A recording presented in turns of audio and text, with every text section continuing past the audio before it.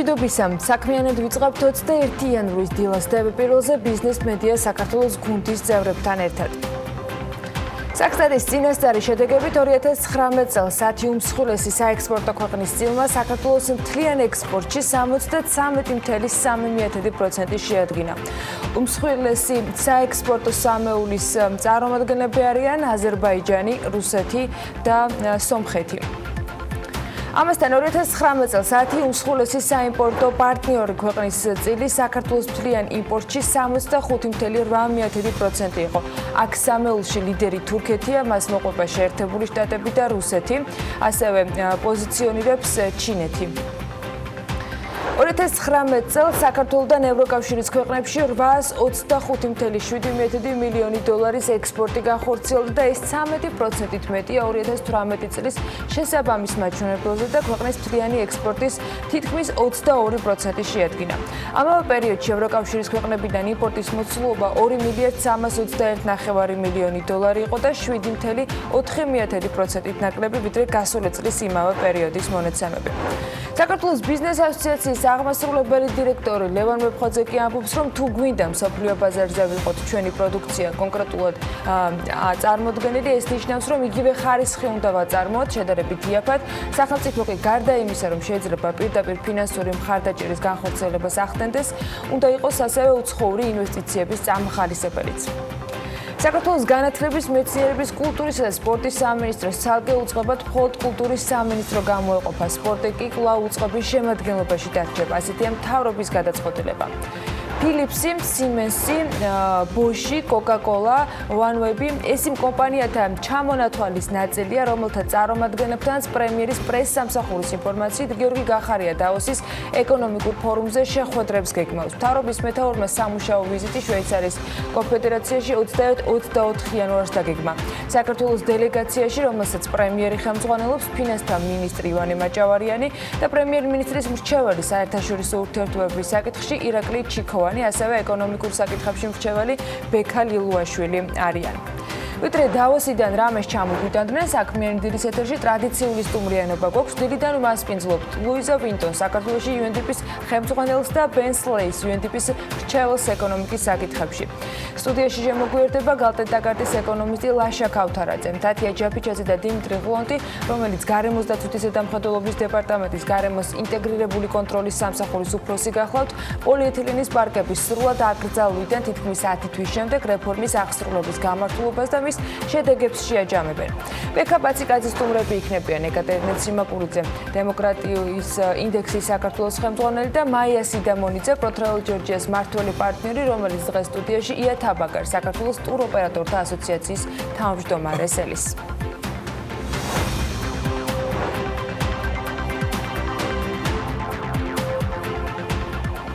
დილა მშვიდობისა. დილა მშვიდობის ყველას, გილოცავთ 21 იანვარს. არაჩვეულებრივი მყინვარე დილა.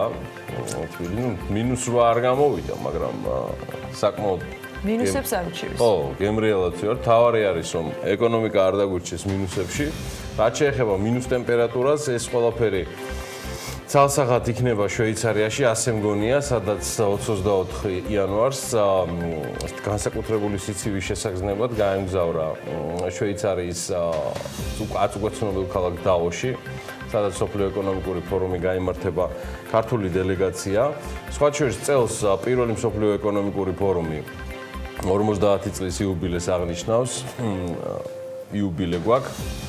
მსოფლიო ეკონომიკური ფორუმი არის პლატფორმა საერთაშორისო დისკუსიების და მოლაპარაკებებისთვის, რაც მიზნად ისახავს სამომავლო წარმატებულ ბიზნეს გარიგებებსაც, რომელსაც აშკარად მოვისაქმისებთ. BBC წერს მაგალითად, რომ 2020 წელს ფორუმის სადისკუსიო თემებს შორის არის როგორ უპასუხებთ კლიმატის ცვლილებებს და დავიცავთ ბიომრავალფეროვნებას, ან როგორ ავიცილოთ თავიდან ტექნოლოგიური ომები. უზრუნველყოფაზე ზრუნვა მომავალი 10 წლების განმავლობაში ადამიანის პროფესიულ უნარჩვევების განვითარებაში.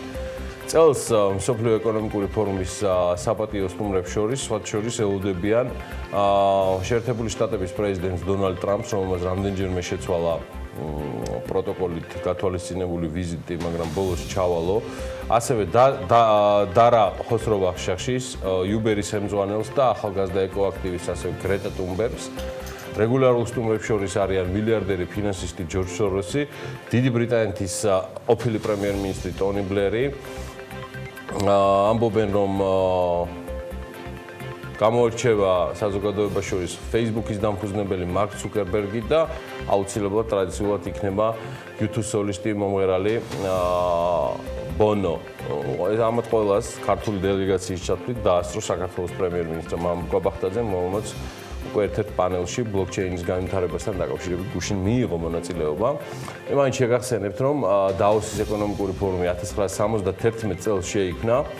71 წლიდან 86 წლამდე ორგანიზაციის მენეჯმენტის ევროპული ფორუმი, European Management Forum ეწოდებოდა და 2015 წელს ის აღიარეს საერთაშორისო ორგანიზაციად.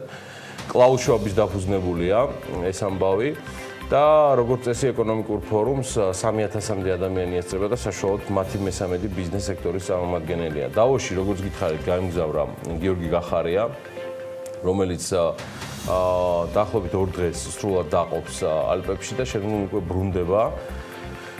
ბრუნდება მრავალჭირ ვარამ გადანახად სამშაბლოში უბრალოდ, სადაც ბევრი ამბები და გადასაწყვეტი საკითხებიც ხდება. გზა შვეიცარიისკენ ან შესაძლოა შაბათ-კვირასაც პრემიერ-მინისტრი და მთავრობის სხვა წევრები გაეცნობოდნენ სტატისტიკის განახლებულ მონაცემებს, რომელიც ჩვენთვის რიგითი მოკვდავებისთვის ხელმისაწვდომი ტრადიციულად გუშინ, ანუ 20 იანვარს გახდა. დეტალურად ეკონომიკის შემაჯამებელ შედეგებზე ანა ლაპიაშვილი მოგახსენებთ საქმიანი დილის შემდგომ ბლოკში, ნაწილობრივ ამას პირველ ბლოკშივე ჩავსვლით, მე კი მხოლოდ ერთს გეტყვით, რომ აი ამ დოკუმენტის მიხედვით 2019 წლის განმავლობაში საქართველოსთან უცხოეთში ექსპორტირებული საქონლის სრული მოცულობა გაზრდილი არის 3 მილიარდ 77 მილიონი დოლარით და რაც 2018 წელთან შედარებით თითქმის 12.5%-იანი ზრდა არის. საქსტატის მიხედვით აქედან წმინდა ექსპორტი 2 მილიარდ 35-ია დოლარში ცხადია გამოხატული, ხოლო ექსპორტის დანარჩენი ნაწილი კი რეექსპორტს წარმოადგენდა. საქართველოს უარყოფითმა სავაჭრო ბალანსმა 2019 წელს თითქმის 5 მილიარდ 300 მილიონი შეადგინა, რაც საგარეო ვაჭრობის 51%-ია. ამავე პერიოდში ექსპორტი რეექსპორტის გარეშე წინა წელთან შედარებით 5.7%-ით არის გაზრდილი და როგორც გითხარით 2 მილიარდ 350 დოლარი შეადგინა. ანგარიშის მიხედვით 2019 წლის განმავლობაში საქართველოს უმსხვილესი საექსპორტო პროდუქტი კვლავ ავტომობილები იყო. გასული წლის განმავლობაში ექსპორტირებული ავტომობილების ღირებულება არც მეტი და ნაკლები 680 მილიონს აღემატება. პირველ ადგილზე ეს არის ქართული წარმოების და ეკონომიკის სიამაყე, მსუბუქი ავტომობილები, მეგობრებო, და ის საქართველოსთან, ანუ მსუბუქი ავტომობილები საქართველოსთან ჯამში თითქმის 687 მილიონის გავიდა, რაც ზრდა წინა წელთან შედარებით 68%-ია. ანუ აქ ორი ამბავია, არც ერთი ავტომობილი ცხადია არ არის ნაწარმოები საქართველოში. და ეს არის სრულად რეექსპორტი, რაც თავისთავად ცუდი არაფერი არ არის, უბრალოდ მისი გავლენა რეალურად ბალანსზე არის ძალიან მინიმალური. ანუ ზრდის მიზეზი წინა წელთან შედარებით კი არის ის, რომ მეზობლობა ჩვენი სამეზობლო ქვეყნები საბაჟო რეჟიმს იცვლიან 2020 წლისთვის ევრაზიის კავშირის მიერთებასთან დაკავშირებით, რაც უძვირებს მათ გამბაჟებას და ხოდა მისცეს ამბები და შეიყვანეს რაც შეიძლება მეტი მანქანა, რადგან შემდგომ ეს ყველაფერი უძვირდებოდა და სხვათა შორის ამავე მიზეზით იყო საკმაოდ დიდი სასობები ფოთის სპორტში. მთელი 2 თვენახევრის განმავლობაში, რაზეც BMG გატყობინებდა. მეორე ადგილზე სპილენძის მადნები და კონცენტრატებია 651 მილიონ დოლარზე მეტია, გზდა წინა წელთან შედარებით 30 მილიონ დოლარზე, უკაცრავად 30%-ზე მეტია, ძირითადი წყარო და მოთამაშე არ ემჯგოლდია, თუმცა აქაც არის რეექსპორტთან დაკავშირებული საკმაოდ სერიოზული დეტალი, რომელიც ასევე ფოთის სპორტში ხდება და იქიდან ხდება ამ ყველაფრის ექსპორტი. მესამე ადგილზე ფეროშენადნობებია, თითქმის 303 მილიონი დოლარი. სამწუხაროდ კლება არის წინა წელთან შედარებით 14%, რაც ძირითადად ბირჟებთან და ბაზრების კონjunქტურულ ცვლილებებთან დაკავშირებულია. ძირითადი მოთამაშე აქ GM-ია, ჯორჯიან მანგანიზი, ანუ იგივე ზესტაფონის სფერო და ჭიათურ მანგანუმი, რომელიც უკრაინელი ოლიგარქის, კალამოისკის და ქართველი ბიზნესმენის გიორგი კაპარაძის თანამფლობელობაშია. მათ შორის თავის დროზე იყო დავა, ეხლა მშვიდობაა და მენეჯმენტი უძღვება საქმეს. მეოთხე ადგილზე ესეთი კლასიფიკატორია ყურძნის ნატურალური ღვინოები 223 მილიონით, ზრდა 13%-იანია წინა წელთან შედარებით. და აქ ის კი არის ფიქრობთ, რომ რაიმე ალქიმიკოსობას ან მაიმუნობას აქვს ადგილი. სად შეიძლება ეხლა სად გაგიგიათ ქართველები და манипуляცია ღვინით. შანსი არ არის. ვიზრდებით და ვაგზავნით კიდევაც. მეხუთეზე სამკურნალო საშუალებებია დაფასოებული. 173 მილიონიანი შემოსავალით საქართველოს წინ გასულ წელს ზრდა 17%-იანია. აქაც არ არის იდეაში ბევრი მოთამაშე, ძირითადად 3, მაქსიმუმ 4 კომპანიაზე არის გადასული ეს თემა. კარგია ექსპორტი, თუმცა ფარმაცევტებს და სტატისტიკას მოუწევს პასუხის გაცემა რეექსპორტის წილზე ამ მაჩვენებელში, ასევე საუკეთესო საახალწლო სურვილებთან ერთად მათ აუცილებლად უნდა გაამზადონ, უпростоრად თვითონ გაემზადონ მედიკამენტის ფასებზე და სამინისტროსთან საკმაოდ გართულებულ საქმიან ურთიერთობებზე, რაც პრინციპში არც ჩვენ დავაკლებთ სხვადასხვა კითხვების სახით. მეექვსე ადგილზე მინერალური და მტკნარი წყლებია 124 მილიონით, ზრდა წინა წელთან შედარებით 22%-ია, მეშვიდეზე სპირტიანი სასმელებია მინიმალური ზრდით, ფაქტიურად იგივე დონეზე ვართ, 129 მილიონის შემოსავალი მივიღეთ. მერვეზე აზოტოვანი სასუქები 95 მილიონზეა საუბარი. საკმაოდ სერიოზული გადაწყობა გააკეთა რუსთავის აზოტმა წელს უმნიშვნელოვანესი პროექტი, რომელიც მათ General Electric-თან ერთადაც გაახორციელეს. მეცხრეზე კვლავ ოქროა, 72 მილიონით შემოსავალი მივიღეთ ჩარშან, ზრდა 4.3%. აი მეთიეზე გავიდა თხილი და სხვა კაკალი, სადაც შემოსავალი არის 66 მილიონ 700.000 დოლარი და კლება წინა წელთან შედარებით არის 4.3%. ეხლა ოქროზე კი მწყდება გული, იქაც ერთი მოთამაშეა, მაგრამ აი თხილის სტატისტიკამ და შარშანდელთან დაკავშირებულმა კლებამ, თხილთან და კაკალოვან კულტურებთან დაკავშირებით ცოტა გამაკვირვა. წყლევანდელი მოყოჩაღებული სეზონის ფონზე, როცა ყველა მეთხილე და სფეროში ჩახედული აქ ზრდას პროგნოზირებდა ჩვენი ჩათვლით და ესეც ალბათ გასარკვევი იქნება. ან შესაძლოა რაიმე არასრული ინფორმაცია და ინდუსტრიაც იმედია გვეტყვის ცოტა მეც ანუგიშოს. კი, მოდი აქვე დანარჩენ რიცხვებზეც ვეტყვი მაყურებელს, რომ არ გადაგვივიტეს შემდეგ ბლოკებში და პირობას შევასრულებ. 2019 წლის დეკემბერში სამრეწველო პროდუქციის მწარმოებელთა ფასების ინდექსი წინა თვესთან შედარებით არის 9%-ით შემცირებული და წინა წლის შესაბამის თვესთან შედარებით 7.8%-ით გაზრდილი. ესეც გუშინ განახლებული მონაცემები არის საქსტატისაგან და მათივე ინფორმაციით წინა თვესთან შედარებით ფასების 9%-იანი ზრდა დაფიქსირდა დამამუშავებელი მრეწველობის პროდუქციის ჯგუფზე და მისი წვლილი ინდექსის პროცენტული ცვლილების საერთო მაჩვენებელში იყო 43% პუნქტით ასახული. ჯგუფში შემავალი პროდუქტებიდან მნიშვნელოვანია ფასების კლება, ძირითადად ლითონისა და ლითონის მზა ნაწარმზე. აქ იყო 2.1%-ით შემცირება დაფიქსირებული, რაც შეეხება ელექტროენერგიის, აირის, ორთქლის და ცხელი წყლის ჯგუფებზე ფასების შემცირებას. აქ ჰქონდა არც კი 1%, 8.1%-ით კლება, რამაც თვლიან ინდექსზე იქონია 9% პუნქტით გავლენა. 12-თვიან პერიოდს თუ შევხედავთ ამ ინდექსის ფორმირებაზე ძირითადი გავლენა ფასების ცვლილება მიქონია ისეთ პროდუქტებზე, როგორიც არის დაუმუშავებელი მრეწველობის პროდუქცია. ფასები 8%-ით გაიზარდა. მთლიანი ინდექსის ზრდაზე კი ასახვა პოვა 7.9%-ით დაახლოებით. ფასები მნიშვნელოვნად გაიზარდა კვების პროდუქტებზე, სასმელებზე, თამბაქოს ნაწარმზე, ასევე ცელულოზაზე, ქაღალდსა და ქაღალდის ნაწარმზე და ასე შემდეგ. სამტოხმოპოვებითი მრეწველობისა და კარიერების დამუშავების პროდუქციის ნაწილს რაც შეეხება, აქ ფასების 17.3%-იანი ზრდა დაფიქსირდა და მთლიანი ინდექსის ცვლილებაზე 1.11% პუნქტით ასახვაც პოვა. ელექტროენერგია, აირი, ორთქლი და ცხელი წყალი კიდევ ერთი ნაწილი არის, სადაც ფასების ზრდა ფიქსირდება 1.7%-ით და ასახვის ნაწილში იყო 2% პუნქტით გავლენა მთლიანი ინდექსის წლიურ ცვლილებაზე. იმპორტის სკალათას რაც შეეხება, რომლის მონაცემების ნაწილიც გიორგი უკვე გაგვაცნო, პროდუქცია მოწინავე პოზიციებზე, რომლებიც არიან, უნდა კიდევ ერთხელ ჩამოვთვალოთ და აქ იმ მონაცემებს ჩავხედავთ ქვეყნების მიხედვით, სად გაგვაქვს და რამდენი გაგვაქვს საქართველოსთან, არა მხოლოდ თქოთ პროდუქტების ნაწილში.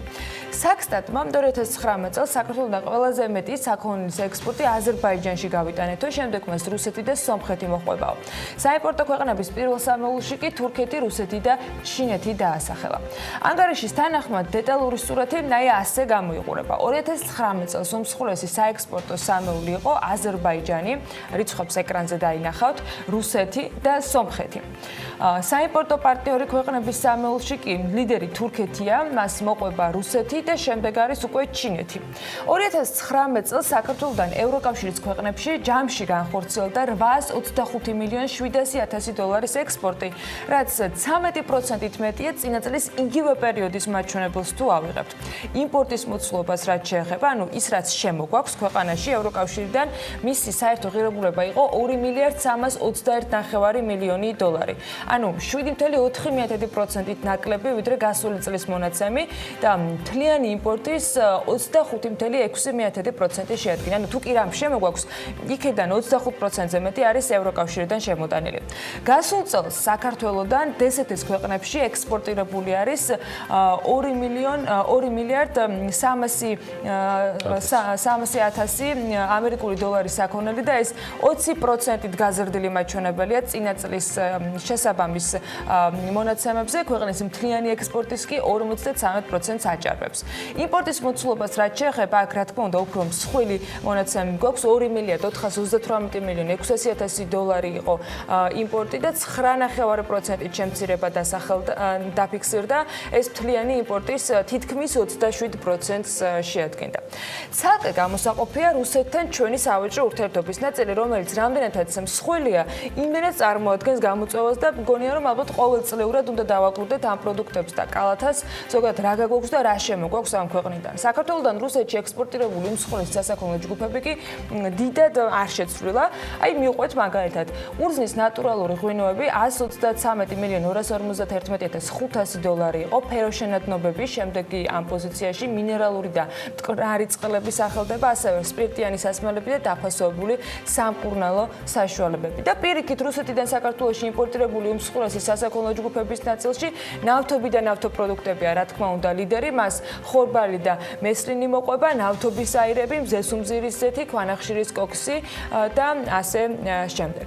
მოკლედ, ეს არის ის მონაცემები, რომელიც პროდუქტების და ქვეყნების მიხედვით შეგვიძლია გამოვყოთ და განახლებული მონაცემი არის საქსტატის მხრიდან გასული წლის 12 თვის ჯამთან დაკავშირებით. კაი ბატონო. მოკლედ, ვიდრე გაემგზავრებოდა შვეიცარიაში პრემიერ-მინისტრი, მანამდე მოაგვარებდა მინიმუმ საქმის კურსი იქნებოდა ამბავზე, რომელზეც გუშინ გავრცელდა ინფორმაცია, რომ საქართველოში აღდგება ცალკე უწყებად კულტურის სამინისტრო. ეს დაადასტურა პარლამენტარმა ბატონმა ნუკრი განთარია, რომელიც იმავდროულად შესაბამისი კომიტეტის თავმჯდომარეს მოადგილეს წარმოადგენს. მართლ პარტიაში ფიქრობენ, რომ აღნიშნული გადაწყვეტილება კონსენსუსის წესით არის მიღებული და მას არ ყავს მოწინააღმდეგე და დამატებითი ფინანსური პრობლემებიც არ წარმოიშვება, რადგან ჯერ კიდევ არსებულ ბიუჯეტს გაერთიანებულ სამინისტროში დაემატა დაახლოებით 5 მილიონი ლარი, რომელიც სწორედ კულტურის სფეროს დაფინანსების ზრდას ითვალისწინებს. შესაბამისად, კულტურის სამინისტროს ბრექსიტი სპორტის განათლების და ახალგაზრდობის, უკაცრავად მეცნიერების უწყებიდან მალევე დაიწყებაო და სავარაუდოდ თებერვალში შედგება. ჩვენთვის არ არის ცნობილი საქართველოს მთავრობის პოზიცია ამ საკითხზე, რომელსაც გავარკვევთ, ისევე როგორც გავარკვევთ თუ ვის მოიაზრებს ქართული ოცნება მინისტრად ამ პოსტზე, დღეს ეს მიმართულება უწყებაში მინისტრის გარდა ცხადია მის მოადგილეს ბადრი მაისურაძის მიყავს, რომელიც პარალელურად ოპერისა და ბალეტის სახელმწიფო თეატრის დირექტორიც გახლავთ. გემახსოვრებათ ალბათ ამას წინ უძღოდა საქართველოს კულტურის წარმომადგენელთა ღია წერილი მთავრობის სახელზე, სადაც ღვაწლმოსილი, ჩემთვის პატივსაცემი ადამიანებიც ითხოვდნენ ხელისუფლებისგან სამინისტროს აღდგენას და იქიდანვე გაჩნდა მოსაზრებები, იდეაში არც თუ უსაფუძვლო, რომ სახელმწიფოს ზრახვა სწორედ ამ სამინისტროების გაყოფა და კულტურის სამინისტროს აღდგენა იყო. ახალი მთავრობის ცხადია გიორგი გახარიას ხელმძღვანელობით, თუმცა რატომ მოხდა სამინისტროს გაუქმება, რომლის გაუქმებით და სხვა უწყებების გაუქმებითაც რეალურად ვერანაირი ფინანსური ან ბიუროკრატიული ეფექტი ჩვენ, ანუ ქვეყანამ ვერ მივიღეთ, ცხადია ამით ქართული ინტელიგენცია არ დაინტერესებულა. არც პასუხი მოუთხოვიათ ვინმესთვის მცირე მთავრობის იდეაზე, რომელიც ქაღალდზევე დარჩა. და ახალი პრემიერ-მინისტრის ძველი სამთავრობო შემადგენლობით მოუწევს ახალი არგუმენტების მომარაგება პოლიტიკურ გუნდთან ერთად და კითხვაზე პასუხის გაცემა. რატომ გააერთიანეთ და რატომ აღადგინეთ, ან აპირებთ აღადგინოთ ეს სამინისტრო წელს? რაში მდგომარეობდა მორიგი სისტემური შეცდომა ქართული ოცნების მთავრობისა? მე მაქვს ჩემი მოსაზრება ამ თემაზე და მსურს გაგიზიაროთ. კულტურის განვითარებისთვის არის საჭირო სამი რესურსი და ეს არის ადამიანური რესურსი, ფინანსური რესურსი და ჯამში გარემო, სადაც ეს რესურსები მაქსიმალურად ეფექტური შემოქმედებისთვის არის განწყობილი და გადალაგებული. აი ახლა მე მაქვს კითხვა, თუ ყავს სწორი ადამიანები და მენეჯერები, ვინც კულტურის სფეროს სწორად მართავს, აყალიბებს მწყობრ პოლიტიკას ამ სფეროს მიმართ და თუ ეს ადამიანები არიან ფინანსური რესურსით უზრუნველყოფილნიც და დამოუკიდებელნიც, განკარგონ და პასუხი აგონ ყველა შესაძლო შემოქმედებით შედეგზე და მიღწევებზე იმ ნიჭიერების გათვალისწინებით, რაც ამ ქვეყანას საუკუნეებია მოსდგავს, ვინმე ამიხსნას, რა მნიშვნელობა აქვს კულტურის სამინისტრო ცალკე უწყება იქნება თუ აი მაგალითად ფინანსთა და ეკონომიკის სამინისტროს ცალკე მიმართულება ან განათლების სამინისტროს ნაწილი. თუ სწორი ადამიანური რესურსი და ფინანსური რესურსი თავმოყრილია სფეროში, შეჯერებულ პრიორიტეტებში, რომ უახლოეს 3-5 წლის განმავლობაში გაწერილია შეთანხმებული განვითარების გეგმა, მათ შორის იმ ღია წერილის ავტორებთან და ძალიან პატივსაცემ ადამიანებთან, ინტელიგენციის წარმომადგენლებთან, ვინც მოითხოვა ამ სამინისტროს აღდგენა, მაშინ რაშია პრობლემა? ხომ არ არის პრობლემა შემთხვევით იმაში, რომ არც სწორი ადამიანები არიან თავის ადგილზე, ვინც უნდა უზრუნველყოს ამ ხედვის შედარებით ძელვადიანი ხედვის ჩამოყალიბება და შეჯერება საზოგადოებაში და შემდგომ აიღოს პასუხისგებლობა მის განხორციელებაზე დამტკიცებული, გარანტირებული ფინანსური ასიგნებების ფარგლებში. ანუ ის ფინანსური რესურსი და ფული, რაც მოხმარდება ამ ხედვის ცხოვრებაში გატარებას. მე მგონია, რომ პრობლემა ამ და სხვა მიმართულების განვითარებაში ყოველთვის იყო ის, რომ არასდროს არ იყო სამივე ერთად და უნისონში. ანუ სწორი და გამართული თამამი პროფესიონალები შესაბამისი ხედვით და უზრუნველყოფა შესაბამისი ფინანსებით. ხო და თუ ეს სამი ამ ჯერზეც არ იქნება, მინდა მივმართო მათ განსაკუთრებით ჩვენი ინტელიგენციის წარმომადგენლებს, ხელის მომწერებს შორის არიან მართლაც ადამიანები, ვისაც პატივსცემ და პირადი ურთიერთობაც მაქვს, დიდ მადლობას უთვლი, რასაც აკეთებდნენ და აკეთებენ დღესაც საქართველოსთვის. ჩემო ძვირფასო ქალბატონებო და ბატონებო, არანაირი აზრი არ აქვს ამ ამბავს, თუ სად იქნება, რა ფორმით იქნება წარმოქმნილი სამინისტრო. ცალკე უწყება იქნება შენობის სახით თუ დეპარტამენტად სხვა უწყებაში. რიგითმა განყოფილებამ კულტურაზე პასუხისგებელმა ქვეყანაში რიგითმა განყოფილებამ რიგით სამინისტროში შესაძლოა გაცილებით ეფექტური შედეგი დადოს, ვიდრე მთელი სამინისტრო თუ იმ განყოფილებაში თავს მოიყრიან სფეროს პროფესიონალები, რომელთაც ექნებათ გარანტირებული ფინანსური რესურსი და რაც თავარია ხედვა და კიდევ უფრო რაც თავარია უნარები და სითამამე განახორციელონ ამბიციური პროექტები, როგორც ჩვენი კულტურული მემკვიდრეობის უკეთ წარმოჩენისთვის, ასევე თანამედროვე ხელოვნებაში საქართველოს ადგილის დამკვიდრებისთვის. ეს არის ჩემი მოგზაურებული აზრი ამ თემასთან დაკავშირებით და მე მგონია, რომ ჩვენ კულტურის სფეროს, რა ვიცი, ალბათ ჭირდება ნინო რამიშვილის და ილიკო სუხიშვილის მსგავსი ხალხი, რომელთაც ეპოქა შექმნეს თავის დროზე. ქალბატონ ნინოს იუბილე იყო რამდენიმე დღის წინ. მე ულოცავ რამიშვილების და სუხიშვილების ოჯახობას. და ესეთი გამწევი ხალხია ახლა საჭირო სფეროში, რომელიც დღეს ძალიან დიდი ინდუსტრიაა კულტურის სახით, სადაც ძალიან გამძაფრებულია კონკურენცია და თვითყოფადობისთვის მინიმუმ ის სამი რამ მაინც არის საჭირო, რაც მოგახსენეთ და ნუ მიწყენთ რესურსი ადამიანური, ანუ პროფესიონალები და ხედვა, რესურსი ფინანსური, რომ პროფესიონალებმა შეძლონ ამ ხედვის ცხოვრებაში გატარებას და დამკვიდრებას. აი სულ ეს არის რაც მინდოდა მეთქვა. ამ კვირაშივე ამ უწყებასთან, ანუ განათლების კულტურის სამინისტროსთან, მეცნიერების სამინისტროსთან, სპორტიც არის მან და არის კიდევ ერთი ინფორმაცია, რომელიც გუშინ გავრცელდა, აქ რაღაც ტიენშანთან გვაქვს საქმე. ანუ გადაწყვეტილება, რომელიც რამდენჯერმე შეიცვალა და ღმერთმა აქნას ეს ბოლო გადაწყვეტილება კიდე შეიცვალოს, და არ მივიდეს ბოლომდე, მოკლედ ევრობასკეტ 2021-ისთვის ახალი დარბაზი აშენდება. ბოლო ინფორმაცია მე რაც მქონდა, ადრე იყო სხვადასხვა პრობლემები და საფრთხეები კალათბურთში ევრობასკეტის მასპინძლობასთან დაკავშირებით, რომ ახალი დარბაზი აშენებული იყო, მერე შეიცვალა, ოლიმპიური სასახლის რეკონსტრუქცია გადაწყვიტეს და მიზეზი ისე უფულობა იყო, გუშინ გაცხადდა საბოლოოდ, რომ ეს ამბავი გადაწყდა შემდეგნაირად, რომ ოლიმპიური სასახლის რეკონსტრუქცია აღარ მოხდება, ამაზეა საუბარი და ამავე შენობის გვერდით ახალი 10,000-იანი დარბაზი აშენდება, ახალ დარბაზს ორდონიანი 400 მანქანაზე გათვლილი პარკინგი ექნება. ოფიციალურად სამუშაოები იწყება იდეაში უკვე გუშინს რეჟიმში და 2021 წლის მაის-ივნისში დასრულდებაო. დიზაინს მთავრობა 2-3 კვირაში წარმოადგენს მომავალი შენობისა და მთავრობა აქვე აცხადებს, რომ ახალი დარბაზი გვირაბებით დაუკავშირდება უკვე არსებულ შენობებს და ფაქტობრივად იქნება ერთიანი სპორტული კომპლექსი 3 დარბაზით 10,000, 3,000 და 800 კაციან მაყურებელზე გათვლილი. ახალ არენას ორდონიანი პარკინგიც ექნება, როგორც გითხარით. მთავრობაში ასევე ფიქრობენ, რომ სამუშაოების დაწყება მალევე იქნება და შესაბამისად სადღაც თებერვლის შუა რიცხვებისთვის საზოგადოება, როგორც ხვდები, შეიტყობს უკვე ახალ დიზაინსაც მომავალი შენობის და მოკლედ ნახოთ რა იქნება. ის ერთ შეგახსენებთ, რომ ევრობასკეტი 2021 წელს 4 ქვეყანაში ტარდება. აქედან ერთ-ერთი ჩვენ ვართ, საქართველოს, ასევე მას მასპინძლობს ესტონეთი, ჩეხეთი და გერმანია. ჯგუფური სწორედ ფინალი და გერმანიაში ჩატარდება და ტურნირი 2 სექტემბერს დაიწყება და 19 სექტემბრამდე გასტანს. ჩვენ ვცდილობთ ამ საკითხში უფრო დეტალურად გავერკვეთ.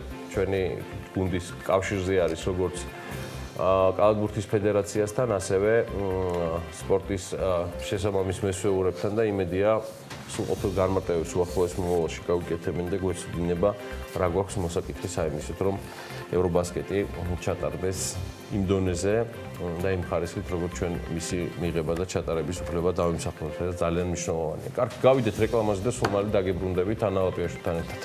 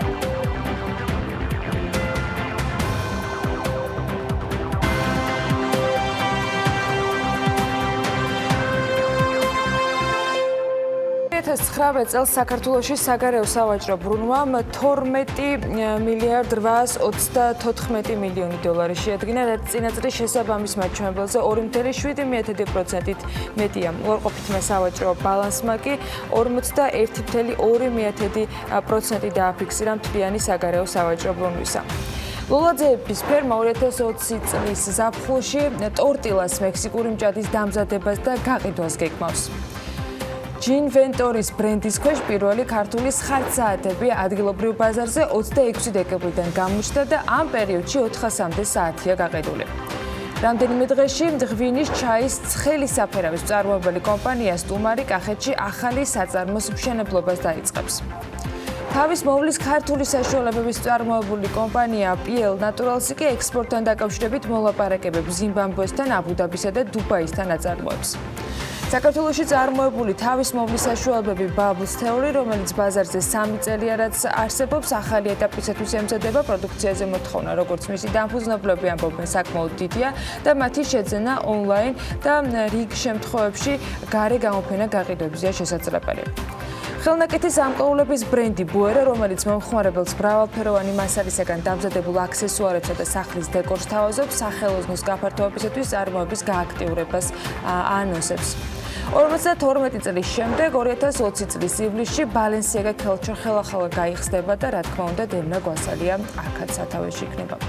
საერთაშორისო სარეიტინგო სააგენტომ ფიჩმა ტერაბანკს სტაბილური პროგნოზით გრძელვადიანი საკრედიტო რეიტინგი B+ მიანიჭა. სარეიტინგო შეფასება სხვადასხვა მონაცემს აერთიანებს და ის ბანკის დადებით ფინანსურ მაჩვენებელსა და ახალ სტრატეგიას ეყრდნობა, რომელიც მცირე თუ საშუალო ბიზნესის მხარდაჭერას, მიკრო და საცალო დაკრედიტებას ითვალისწინებს. ამავე სააგენტომ TBC-ის გრძელვადიანი საკრედიტო რეიტინგი BB- დონეზე განსაზღვრა სტაბილური პერსპექტივით. ფიჩის მიერ გავრცელებულ ინფორმაციაში ნათქვამია, რომ TBC ლიზინგი ოპერირებს საქართველოში, სადაც ის წარმოადგენს ლიზინგის ბაზრის ლიდერ კომპანიას. ლიზინგი უზრუნველყოფს დაფინანსებას კორპორატიული კლიენტებისათვის და ასევე მცირე და საშუალო ბიზნესისათვის, მიკრობიზნესისა და ფიზიკური პირებისათვის. TBC Bank Group PLC დაუყოვნებლივი შედეგისათვის Invest Bank-ის ერთობლივ კორპორატიულ ბროკერად TBC Bank ჯგუფის დანიშვნაზე აცხადებს. Invest-ი TBC PLC-ის არსებულ ბროკერთან, Renaissance Capital-თან ერთად იმუშავებს მომავლის გეგმებზე. ამასობაში დონალდ ტრამპის ადმინისტრაცია კი უცხო ქვეყნის მოქალაქეს ორსული ქალებისათვის ვიზების გაცემას ამკაცრებს, როგორც ადგილობრივი მედია თეთრ სახლში წყაროზე დაყრდნობით წერს. სწორედ ასე აპირებს ვაშინგტონი, რომ სამშობიარო ტურიზმი წინააღმდეგ იბრძოლოს. ბოლო დღეებში ამერიკული ენერგოკომპანია ფრონტერასა და საქართველოს ურთიერთობაზე ყველამ რაღაცა თქვა, უმეტესად სრულიად უსაფუძვლო და უარგუმენტო, პოლიტიკურად მოტივირებული შეფასებები მოვისმინეთ და წავიკითხეთ. იმედია სხვამ რაიმე სხვა შეფასებები ნახა და მოისმინა. ხო, პოლიტიკურ გაურკვევლობაში და ემოციურ გზავნილებში ერთმანეთის მიმართ მშვიდ და გაწონასწორებული შოთა ტყაშელაშვილი დაიჭრა და მშვენიერი მასალა მოამზადა BMG-სათვის, მადლობა მას ამ მასალისათვის და ძალიან საინტერესო მიმოხილვა იყო დღის განმავლობაში განახლებული სწორედ ამ თემასთან დაკავშირებით და გადავწყვეტ, რომ საქმიანი დილის მაყურებელსაც გავუზიაროთ მათი ნაწილი. ეხლა რა ხდება ფრონტერას თავს, უბრალოდ ჩვენს თავს. არის შემდეგი ამბავი, რომ საქართველოს ნავთობისა და გაზის კორპორაცია ჩართული არის საარბიტრაჟო დავაში, მათთან ამ დავაში ამერიკული ენერგოკომპანია ფრონტერა ნავთობისა და გაზის კორპორაციისგან კომპენსაციის სახით არც მეტი და ნაკლებ $3.5 მილიარდ ითხოვს და ეს კომპანია საქართველოში 1997 წლიდან იმყოფება. 97 წელსვე კომპანიამ საქართველოს ენერგეტიკის სამინისტროსთან ხელი მოაწერა ნავთობისა და გაზის კვლევა-ძიებისა და მოპოვებითი სამუშაოების აღმოსავლეთ საქართველოში შეთანხმებას საქართველოში მე-12 სალიცენზიო ბლოკზე. უფრო კონკრეტულად კი ფრონტერას მოპოვებითი ინფრასტრუქტურა ტარიბანეს ველზე, მწარეხევში და სოფელ მირზაანში მდებარეობს, ეს გარეკახეთია. კომპანიას თითოეულ პუნქტში რამდენიმე ჭაბურღილი აქვს განთავსებული.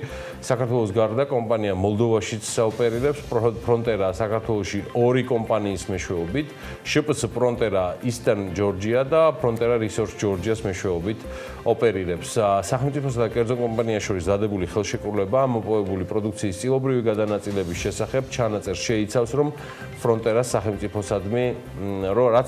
სახელმწიფოსადმი ხდის პასუხისმგებლობს. პრეზიდენტ შევარდანძის დროს ფრონტერასთან გაფორმებული ხელშეკრულების სახელია პროდუქციის წილობრივი განაწილებისა და გადამამუშავებელი ქარხნის შესწავლის შესახებ ხელშეკრულება, რაც მიანიშნებს იმაზე, რომ თავის დროზე აღნიშნული კომპანიის მიერ საქართველოში ნავთობგადამამუშავებელი ქარხნის მშენებლობაც განიხილებოდა. თავად დოკუმენტი კომერციულ საიდუმლოებას წარმოადგენს და ის საჯარო არ გახდა. და დღემდე ბუნებრივი აირისა და ნავთობის ადგილობრივი მოპოვება მთლიანი ენერგომოხმარების 1%-ზე ნაკლებს შეადგენს, რაც სათანადო მარაგების და მათი დღემდე აღმოუჩენლობით არის განპირობებული. ფრონტერამ სხვათა შორის საქართველოში ყველაზე ხმამაღალი განცხადება 2016 წლის 1 თებერვალს გააკეთა. ფრონტერას აღმასრულებელმა დირექტორმა Atlantic Council-ზე სიტყვით გამოსვლისას თქვა, რომ სამხრეთ კახეთის რეგიონში არსებული ბუნებრივი აირის მარაგები შესაძლოა 5.3 ტრილიონი კუბური მეტრიც იყოს და რომ საქართველოს ფიქლის ბუნებრივი აირის მოპოვებით ენერგოდამოუკიდებლობის მოპოვება და ექსპორტირად გახდომა შეეძლო. ამ განცხადებიდან მალევე ლონდონის საფონდო ბირჟაზე კომპანიის აქციების ღირებულება 17%-ით გაიზარდა. რაღაც დროის გასვლის შემდეგ კი უკვე ცხადი და ნათელი გახდა, რომ კომპანიის განცხადება სიმართლეს არ შეესაბამებოდა. არადრა კარგი იქნებოდა, რომ მართალი ყოფილიყო. მაშინ ენერგეტიკის სამინისტროსა და ნავთობის და გაზის კორპორაციის არაერთი მოთხოვნის მიუხედავად ფრონტერამ საკუთარი ეგრეთ წოდებული აღმოჩენის ტექნიკური დასაბუთება არც საქართველოს ხელისუფლებას წარუდგინა და არც სხვა ვინმეს. ამასთან ისიც საინტერესო და მნიშვნელოვანი გარემოებაა, რომ 2016 წლის 1 აგვისტოსათვის ფრონტერას საქართველოს სახელმწიფოსათვის უნდა გადაეხადა 30 მილიონი დოლარი, რაც შემოსავლის გაყოფის ხელშეკრულებით იყო გათვალისწინებული. 2016 წელსვე ივლისში გაირკვა, რომ ფრონტერამ ამ გადახდაზე პასუხისმგებელი კომპანიის გაკოტრების საქმის წარმოება დაიწყო და ამ ფორმით შეეცადა, რომ თავი აერიდებინა ამ გადასახადისათვის. აქ ბევრი რამ ხდებოდა მთელი ამ წლების განმავლობაში, უამრავი რამ და ერთი რაც იყო გამოსაჩენი, რომ წლის განმავლობაში ფრონტერასა და გაზის კორპორაციას შორის დავა მიმდინარეობდა, თუმცა საჯაროდ აღნიშნული დავის შესახებ განცხადებები არ გაკეთებულა.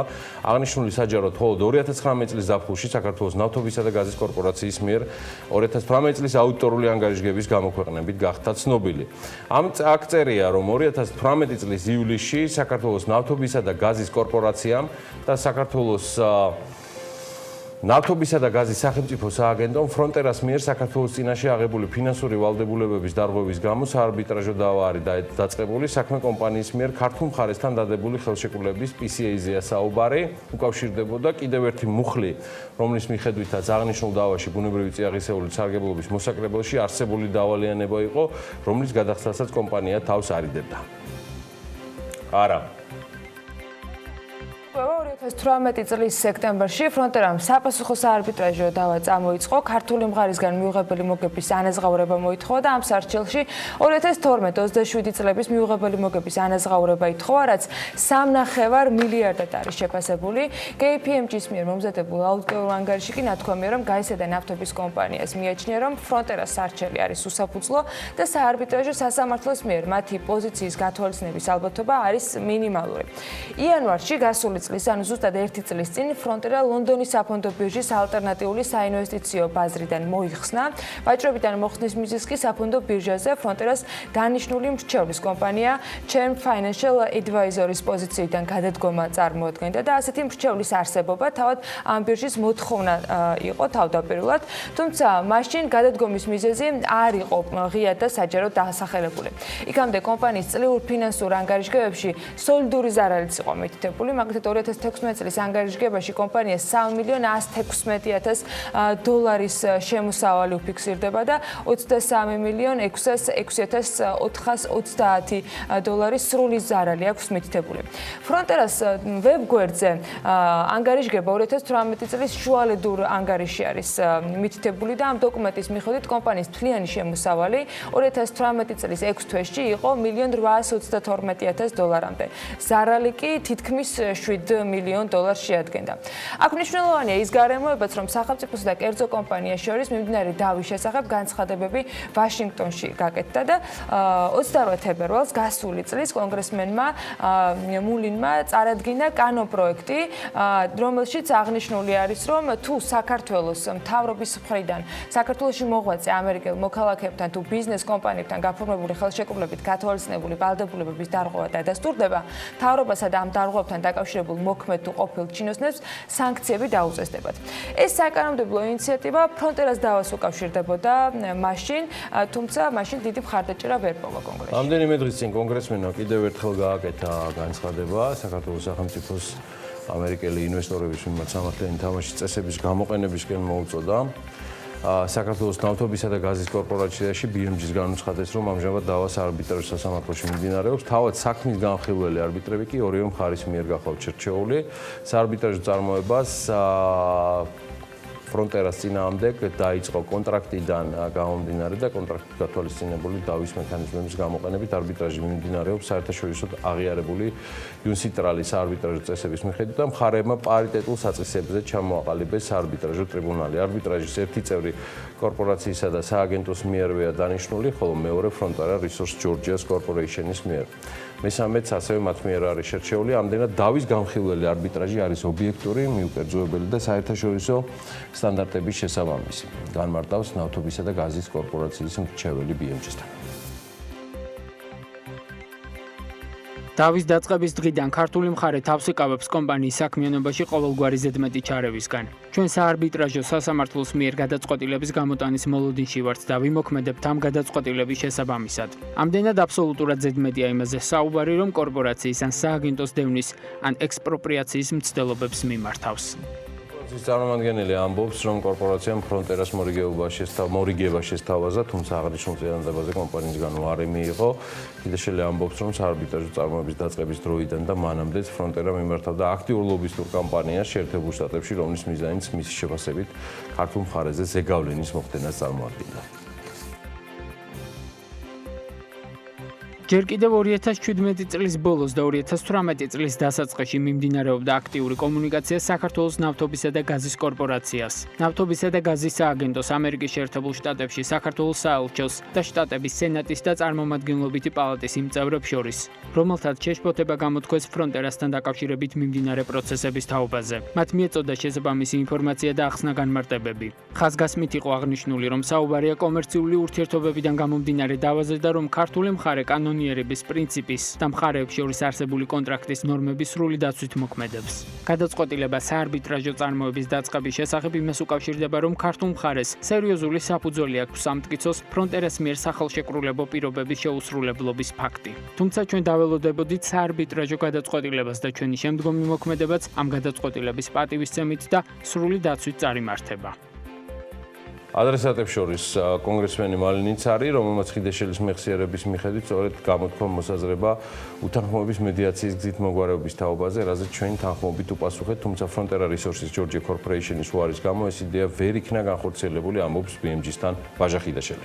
შეთანხმებას კიდევ ერთი ძალიან საინტერესო მასალა ჰქონდა BMG-ის მკითხველისათვის, როდის ამოქმედება ბაქო-თბილისი ყარსის რკინიგზა, ამ კითხვით შოთა ტყეშელაშვილმა კიდევ ერთხელ სცადა, რომ პასუხი მიიღო ამ ინფორმაციას ზუსტ მონაცემებზე და მიმართა როგორც საქართველოს რკინიგზას, ისე მარაბდა კარწახის რკინიგზას, რომელიც ჩვენს ტერიტორიაზე აწარმოებს სამუშაოებს. მის მასალაზე დაყრდნობით კი ლევან თაღიაშვილმა თქვენთვის სატელევიზიო რეპორტაჟი მოამზადა, რომელსაც ახლა თავად წარმოადგენს. ლევან, დილა მშვიდობისა, ამ პროექტის შესახებ მაყურებელს პერდულად ვაწვდით ინფორმაციას, თუმცა მთავარი კითხვა არის ჯერჯერობით პასუხგაუცემელი, როდის დასრულდება ეს პროექტი და თუ შეგვიძლია ამჯერად მაინც მივიღოთ რაიმე კონკრეტული თარიღის შესახებ ინფორმაცია. მოკლედ, მთავარი კითხვა, რომელიც ამ პროექტთან დაკავშირებით არსებობს, ჯერჯერობით სამწუხაროდ კვლავ პასუხგაუცემელი რჩება. ჩვენ არ ვიცით ზუსტი თარიღი, როდესაც ბაქო-თბილისი ყარსის რკინიგზა 100%-ით დაიდვირთება. რაც შეეხება სხვა დეტალებს, როგორც იცით, პროექტის საქართველოში არსებულ ნაწილს სახელმწიფო კომპანია მარაბდა კარწახის რკინიგზა ახორციელებს. როგორც კომპანიაში განმარტავენ, ჩვენს ქვეყანაში არსებული სამშენებლო სამუშაოები უკვე დამამთავრებელ ფაზაშია და რკინიგზა სატესტო რეჟიმში უკვე მუშაობს. დარჩენილია გაშვება მოწყობითი სამუშაოები, მიმდინარეობს თომდამცავი ღობე ფარების მოწყობა, ასევე ხდება კავშირგაბმულობის სისტემების ტესტირება. როგორც 2018 წლის აუდიტორულ ანგარიში აღნიშნული, რკინიგზის პირველიდან მესამე ფაზის ჩათვლით სამუშაოები 90%-ზე მეტად არის შესრულებული, მეოთხე ეტაპის ახალქალაქი კარწახის მიმართულების მშენებლობა კი 60%-ზეა. ახალქალაქის სადგურის გეგმის შესრულება 52%-ზე, თუმცა ეს მხოლოდ 2018 წლის მონაცემებია და ბუნებრივია ეს მაჩვენებლები გაუმჯობესებულია ამჟამინდელი პერიოდით, თუმცა უბრალოდ ბოლომდე არ არის დათვლილი. როგორც საქართველოს რკინიგზაში ამბობენ, როგორც თურქეთის, ისე აზერბაიჯანის მონაკვეთის ტარიფები დადგენილია, რაც შეეხება სამშენებლო სამუშაოებს, მათი თქმით ის მხოლოდ თურქეთსა და საქართველოში მიმდინარეობდა და თურქეთში თითქმის ბოლო ეტაპზეა პროექტი. მიუხედავად ამისა, ჩვენ არ ვიცით მისი დასრულების ზუსტი თარიღი, თუ გადავხედავთ ქრონოლოგიას, ვნახავთ, რომ ის რამდენჯერმე გადავადდა, ჯერ 2012 წელი იყო მითითებული, შემდეგ 2013, 15, 16, 17, 18 და წლების ახალდებოდა გარკვეული პერიოდის განმავლობაში. გადადების მიზეზები, რომელთაც საქართველოს, თურქეთის და აზერბაიჯანის ოფიციალური პირები ასახელებდნენ, სხვადასხვა იყო დაწყებული შეფერხებებით დაფინანსებაში, პოლიტიკური ცვლილებებით და დამთავრებული პრობლემებით კონტრაქტორ კომპანიასთან თურქეთში, ასევე რთული გეოგრაფიული ადგილმდებარეობით და კლიმატური პირობებით. დღესაც ბაქო-თბილისი ყარსის მაგისტრალის სრულფასოვანი ექსპლუატაციის დაწყება საქართველოს მეზობელ ქვეყნებზე არის დამოკიდებული. მიუხედავად ხშირი გადავადებისა, აუცილებლად უნდა გაუსვათ ხაზი, რომ მარაბდა კარწახის რკინიგზა დამოუკიდებელი საქართველოს ისტორიაში განხორციელებული ერთ-ერთი უმნიშვნელოვანესი ინფრასტრუქტურული პროექტია და ის 775 მილიონი დოლარიანი სასესხო ხელშეკრულებით აშენდა. რაც შეეხება სესხის პირობებს, პროექტს აზერბაიჯანული მხარე აფინანსებს. აზერბაიჯანის რესპუბლიკის მიერ გამოყოფილი სესხის საერთო მოცულობა, როგორც გითხარით, 775 მილიონი დოლარია და იგი გაცემული იყო ორ ტრანშად. პირველი ტრანში 200 მილიონი დოლარი და წლიური საპროცენტო განაკვეთი შეადგენდა 1%, ხოლო მეორე ტრანში 575 მილიონი დოლარი, წლიური პროცენტით 5%. სესხის ძირი თანხის და მასზე დარიცხული პროცენტის გადახდა დაიწყება პროექტის დასრულების შემდეგ და დაიფარება 25 წლის განმავლობაში. თუმცა, დადებული ხელშეკრულებების ფარგლებში აღნიშნული ვადა შესაძლებელია გაგრძელდეს, რაც შეეხება მასშტაბებს. პროექტის ექსპლუატაციაში შესვლის შემდეგ პირველ ეტაპზე 5 მილიონი ტონა ტვირთის, შემდგომ ეტაპზე კი 15 მილიონი ტონა ტვირთის გადაზიდვა იგეგმება. მოგეხსენებათ, მსგავსი ტიპის პროექტები სერიოზულ დამცავ ბადეს წარმოადგენენ ჩვენი ქვეყნისთვის, რასაც რუსეთის ოკუპაციის პირობებში გადამწყვეტი მნიშვნელობა აქვს და იმედი ვიქონიოთ, რომ ისი სრული დატვირთვა უკვე უახლოეს მომავალში მოხდება და 2020 წელს უკვე შევხვდებით გახსნილი რკინიგზით. მადლობა ლევან, ალბათ 2021, იმიტომ რომ 2020-ის დასასრულამდე, რა ვიცი, იმედია რომ მოსწრებადი თემა იქნება. ჩვენ კი იმ სიახლეებს უნდა გადავხედოთ, რომელიც BMG-ის მკითხველისათვის გუშინ მომზადდა სათამაშოების უსაფრთხოების შესახებ რეგლამენტის ამოქმედებასთან დაკავშირებით. მეორადი სათამაშოების მაღაზიები ეკონომიკის სამინისტროს კითხვით მიმართავენ და მასზე პასუხს ელოდებიან. გორის მუნიციპალიტეტის 3 სოფლის ფლავისმანისა და ქვეშის დამაკავშირებელი გზის რეაბილიტაცია მალე უნდა დაიწყოს. თავად გორის მერიის ინფორმაციით პროექტის სატენდერო ღირებულება, რომელიც 1,5 კილომეტრი გზის რეაბილიტაციას ითვალისწინებს 665,080 ლარია. გზის სავალი ნაწილის რეაბილიტაციასთან ერთად კი ეზოებში შესასრულები და მიერთებები უნდა მოეწყოს. სარეაბილიტაციო სამუშაოების გამო ოციანდრის საღამოდან ვეკუას ქუჩაზე მეტროსადგურ ახმეტელის თეატრის მიმდებარე ტრანსპორტის მოძრაობა შეიზღუდება და ვინც გადაადგილებას აპირებთ ამ მიმართულებით გაითვალისწინეთ, რომ შეშელიძის ქუჩიდან გობრონიცისა და ნუზაძის ქუჩებისაკენ ვეკუას ქუჩის გავლით გადაადგილება იქნება. ნებადართული და ეცადეთ, რომ დილით დღის დაგეგმვისას ეს ინფორმაცია თქვენს განრიგს შეუსაბამოთ. საქართველოს განათლების, მეცნიერების, კულტურის და სპორტის სამინისტროს ცალკე უწყებად მხოლოდ კულტურის სამინისტრო გამოეყოფა. სპორტი კი კვლავ უწყების შემადგენლობაში დარჩება. BMG-ის პარლამენტის განათლების, მეცნიერების და კულტურის კომიტეტის თავმჯდომარემ გენადი მარგველაშვილმა უთხრა, რომ ამ საკითხზე გადაწყვეტილებას პრემიერ-მინისტრი იღებს, თუმცა მსჯელობა ნამდვილად მიმდინარეობს. კითხვაზე სპორტის კომპონენტი, რომელი სამინისტროს შემადგენლობაში დარჩება, მარგველაშვილი ამბობს, რომ სავარაუდოდ ის კვლავ განათლების სამინისტროს შემადგენლობაში იქნება ერთ-ერთ დეპარტამენტად. რაც შეეხება ბიუჯეტს, მისივე თქმით, სწორედ ეს საკითხი აფერხებს პროცესს. მთავრობის ადმინისტრაციაში ამბობენ, რომ ამ საკითხზე მსჯელობა გრძელდება. აქვე ინფორმაციისათვის გეტყვით, რომ განათლების სამინისტრო კულტურის და სპორტის სამინისტროსთან წელიწად ნახევრის წინ მამუკა ბაღდაძის პრემიერობისას გაერთიანდა.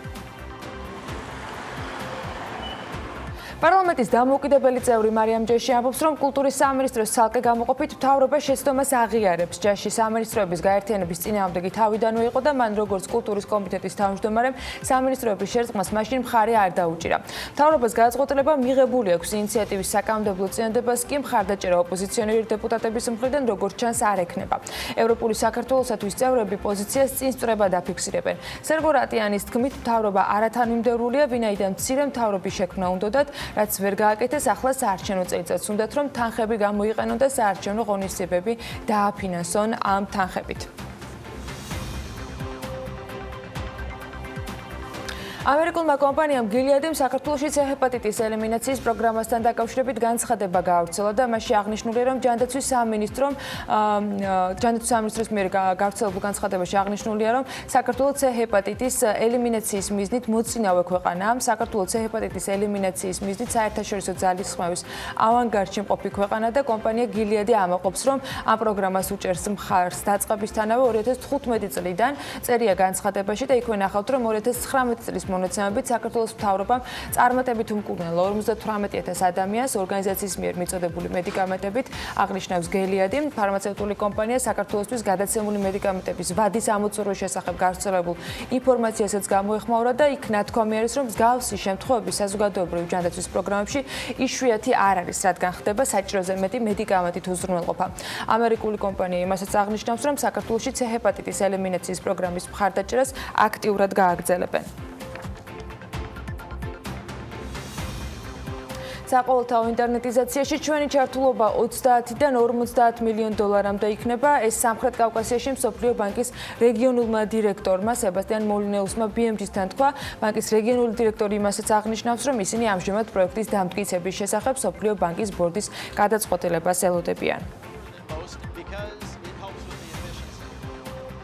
რა ხდებოდა გასული 5 წლის განმავლობაში ამ პროექტზე ვერ გეტყვით, რადგან სულ 6 თვეა რაც ამ თანამდებობაზე ვარ. რისი თქმაც შემიძლია არის ის, რომ ეს პროექტი მიმდინარეობს რამდენადაც შესაძლებელია სწრაფ ტემპებში.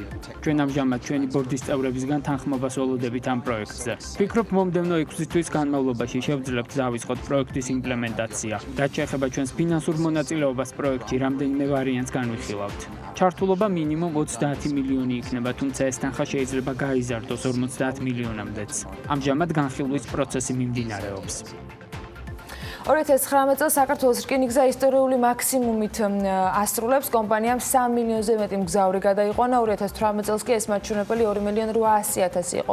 მგზავრთა გადაყვანიდან საქართველოს რკინიგზამ 31 მილიონი ლარის შემოსავალი მიიღო. 2018 წელს კი 27.5 მილიონი ლარი. Google-ის მფლობელი კომპანია Alphabet-ის კაპიტალიზაცია ისტორიულ რეკორდებს აღწევს და $1 ტრილიონ აჭარბებს. CNN-ის ინფორმაციით Alphabet-დან ერთად $1 ტრილიონ მეტი ღირს Microsoft-ი და Apple. Apple ყველაზე ძვირად ღირებულია, რომლის საბაზრო ღირებულებას დაახლოებით $1 ტრილიონ 400 მილიარდ უტოლდება. Microsoft-ის შემთხვევაში კი მისი ღირებულება $1 ტრილიონ 300 მილიარდი.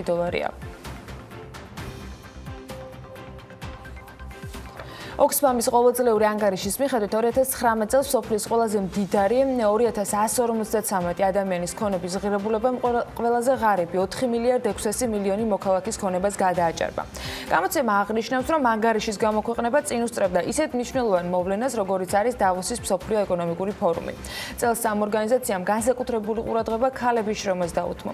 კვლევის მიხედვით მსოფლიოში ქალები ყოველ დღე 12.5 მილიარდი საათი ანაზღაურების გარეშე მუშაობენ და მსოფლიო ეკონომიკაში მათი წვლილი $10 ტრილიონ 800 მილიარდ უტოლდება, რაც ტექნოლოგიური ინდუსტრიის წვლილს 3-ჯერ აღემატება. მეორე მხრივ კი ჩვენ ვხედავთ მილიარდერებს, რომლებიც დავოში პირადი თვითმფრინავებით მიემგზავრებიან, წერს Oxfam-ი, თუ მსოფლიოს დააკვირდებით საპროტესტო აქციებს შეხვდებით 30-ზე მეტ ქვეყანაში, როგორ გონიათ, რატომ დგას ხალხი ქუჩაში, რა საპროტესტებენ?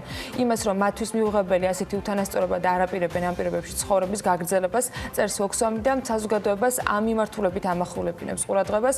ასევე ორგანიზაციის ანგარიში ნახავთ, რომ ყველა ქვეყნის მთავრობამ უნდა იზრუნოს მათი შეფასებით იმისათვის, რომ ქალების შრომა დაფასდეს და მილიარდერები დაიბეგრონ ისე, რომ მათი გადასახადებით დაფინანსდეს სხვადასხვა სოციალური თუ საგანმანათლებლო პროექტები.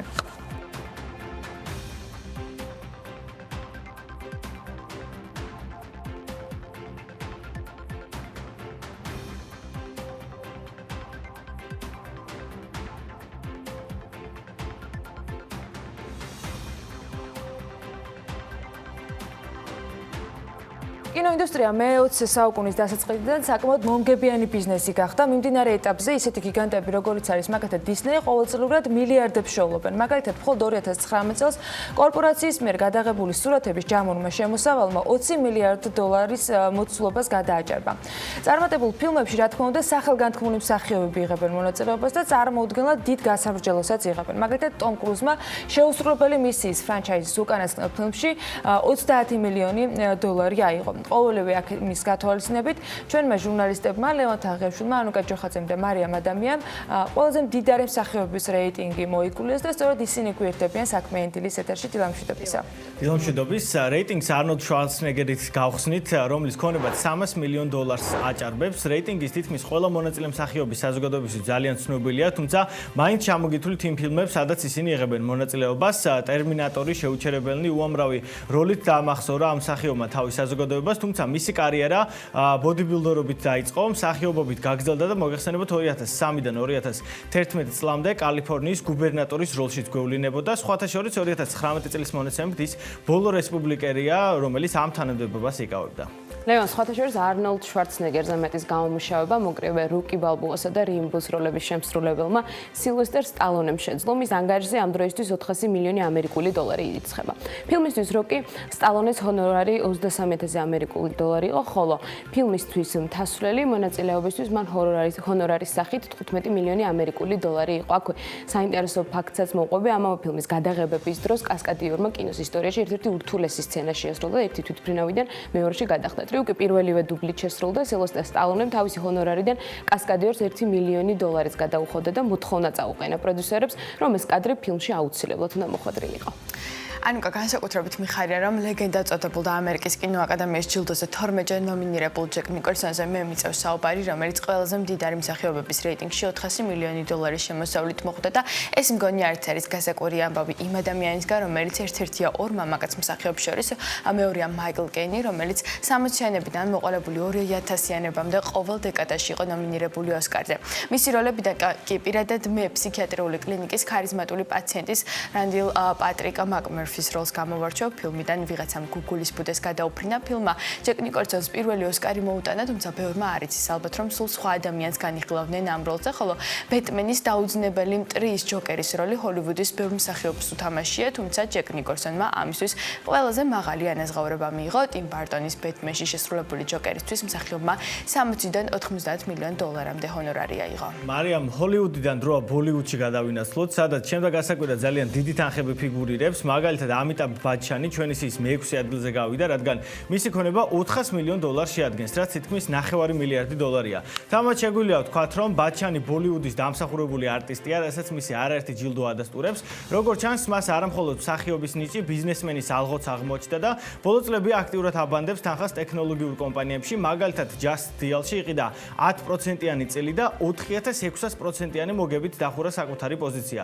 ასევე ფლობს წილს Stanford Capital-ში, რომელიც cloud სისტემებითა და ფინანსური ოპერაციებითაა დაკავებული. აქ უნდა აღვნიშნოთ, რომ მისი სახელი და გვარი პანამის საბუთებშიც კი ფიგურირებს და არც ოფშორებში ფულს უჩივის ჩვენი ბოლივუდელი მსახიობი. შემდეგი ადამ სენდლერი, რომლის ქონებაც 420 ამერიკული დოლარია. სენდლერი ძირითადად კომედიური ჟანრის როლების შესრულებით არის ცნობილი. ამერიკის შეერთებულ შტატებში სენდლერმა პოპულარობა ტელეშოუში სახელწოდებით Saturday Night Live-ში მონაწილეობით დაიმსახურა. თუმცა სენდლერი აქტიურ კარიერას ახლაც განაგრძობს. Netflix-თან გაფორმებული შეთანხმების შემდეგ მსახიობი მის მიერ დაწერილი კომედიებით საკმაოდ კარგ შემოსავლებს დღესაც იღებს. თანამედროვე კინოს ერთ-ერთი ყველაზე დიდი კინოვარსკვლავია ასევე მელ გიბსონის, რომლის ფილმებმა ჯამში მას 4 მილიარდ დოლარამდე შემოსავალი მოუტანა, ხოლო ერთი წლის განმავლობაში 425 მილიონი დოლარი დააგროვა, რაც იმას ნიშნავს, რომ ის დღემდე წარმატებულად განაგრძობს საკუთარ კინოკარიერას და 2017 წელს ოსკარის ნომინაციაც კი მიიღო სარეჟისორო ნამუშევრისთვის ჰაკაოს გმირი. გიბსონმა როგორც მსახიობმა და ასევე როგორც რეჟისორმა არაერთ ჟანრში მოსინჯა საკუთარი შესაძლებლობები და უმეტეს შემთხვევაში მისი მცდელობები წარმატებულიც აღმოჩნდა, ხოლო მის მიერ შესრულებულ საუკეთესო როლებად ჯამში 5 ფილმი სახელდება. ესენი არის მამაცი გული, გალიპოლი, თახვი, შეშლილი მაქსი და სასიკვდილო იარაღი. აქვე დავამატებ იმასაც, რომ ოსკაროსანი მსახიობი, რეჟისორი და პროდიუსერი სცენარისტ რანდალ ოლასთან ერთად 2004 წლის გახმაურებული ბიბლიური დრამის ქრისტეს ვნებანის გაგრძელება ფილმს გადაიღებს, რომლის სახელიც იქნება აღდგომა. ნახოთ რა მოხდება. მანამდე კი ლევან, მოდი შემდეგი მდიდარი მსახიობი გავაცნობთ მაყურებელს. შემდეგი მდიდარი მსახიობი არის ჯორჯ კლუნი, რომელიც ჩემთვის პირადად ოუშენის მეგობრებშია წარმოდგენილი ყველაზე კარგად. იმედია მაპატიებს ჩვენი მაყურებელი სუბიექტურობას, თუმცა ობიექტურად შეგვიძლია შევაფასოთ მისი ქონება, რომელიც რიცხვებში არც მეტი არც ნაკლები 9 მილიარდ დოლარს უდრის. Forbes თუ დაუჯერებთ, ეს ფლობს ისეთ ბიზნესებს, როგორიცაა მაგალითად ბრიტანული ლიქიორის კომპანია Diageo, ფლობს სახლებს იტალიაში, კომოს ტბაზე, ლოს-ანჯელესში, მექსიკაში, ბრიტანეთში და ასე შემდეგ. მისი ბოლო ნამუშევრის სახელწოდებაა ყოველთვის კარლაილში, რომელიც Amazon-ს ეკუთვნის. სხვათა შორის სტრიმინგ სერვისის გააქტიურებამ კიდევ ერთი დამატებითი შემოსავლის წყარო გაუჩინა მსახიობებს, რაც მათ ქონებაზეც აისახა ფაქტია. საერთო რეიტინგში კი მეორე ადგილი ტომ კრუზს ერგო, მეორე ადგილი მსახიობმა 570 ამერიკული დოლარის მოცულობის ქონებით მიიღო. ტომ კრუზის კარიერის ყველაზე მაღალშემოსავლიანი ფილმი სტივენ სპილბერგის სამყარო დაუმია, რომლის ბოქს-ოფისიც 700 მილიონი ამერიკული დოლარია. მსახიობი და პროდიუსერი სამჯერ იყო ნომინირებული ამერიკულ კინოაკადემიის ჯილდოზე და მოგებული აქვს 2 ოქროს გლობუსიც.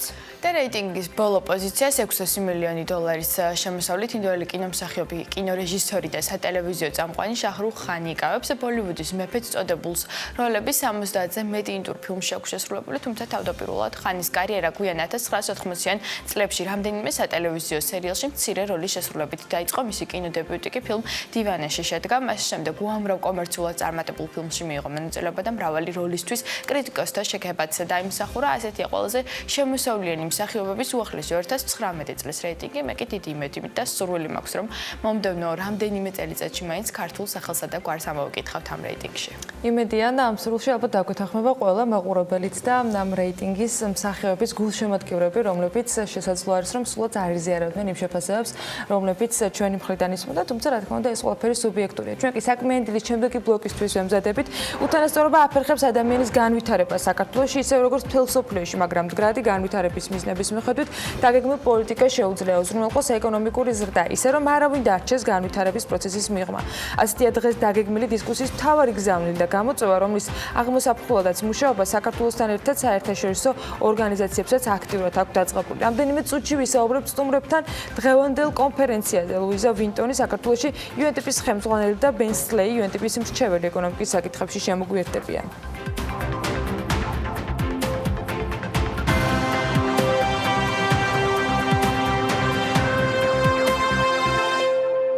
საინტერესო ამბავია დაგეგმილი დღეს გაეროს განვითარების პროგრამის ფარგლებში, რომელზეც UNDP-ის ადამიანის განვითარების ახალი ანგარიშის Human Development Report-ის შემოსავლების მიღმა, საშუალების მიღმა, დღევანდელობის მიღმა, ადამიანის განვითარების უთანასწორობა 21 საუკუნეში პრეზენტაცია გაიმართება. ამ ინდექსის თანახმად საქართველოს 199 ქვეყანას შორის 70-ე პოზიციაზეა. პრეზენტაციაზე დაგეგმილია ქვეყანაში ცალკეულად და რეგიონულ ჭრილში ვითარების განხილვა. ზრდიდრე ამ ღონისძიების ორგანიზატორები და მონაწილეები შეიკრიბებიან სტუდიაში ლუიზა ვინტონს საქართველოში UNDP-ის ხელმძღვანელს და UNDP-ის მრჩეველს ეკონომიკის საკითხებში ბენ სლეის მასპინძლობთ.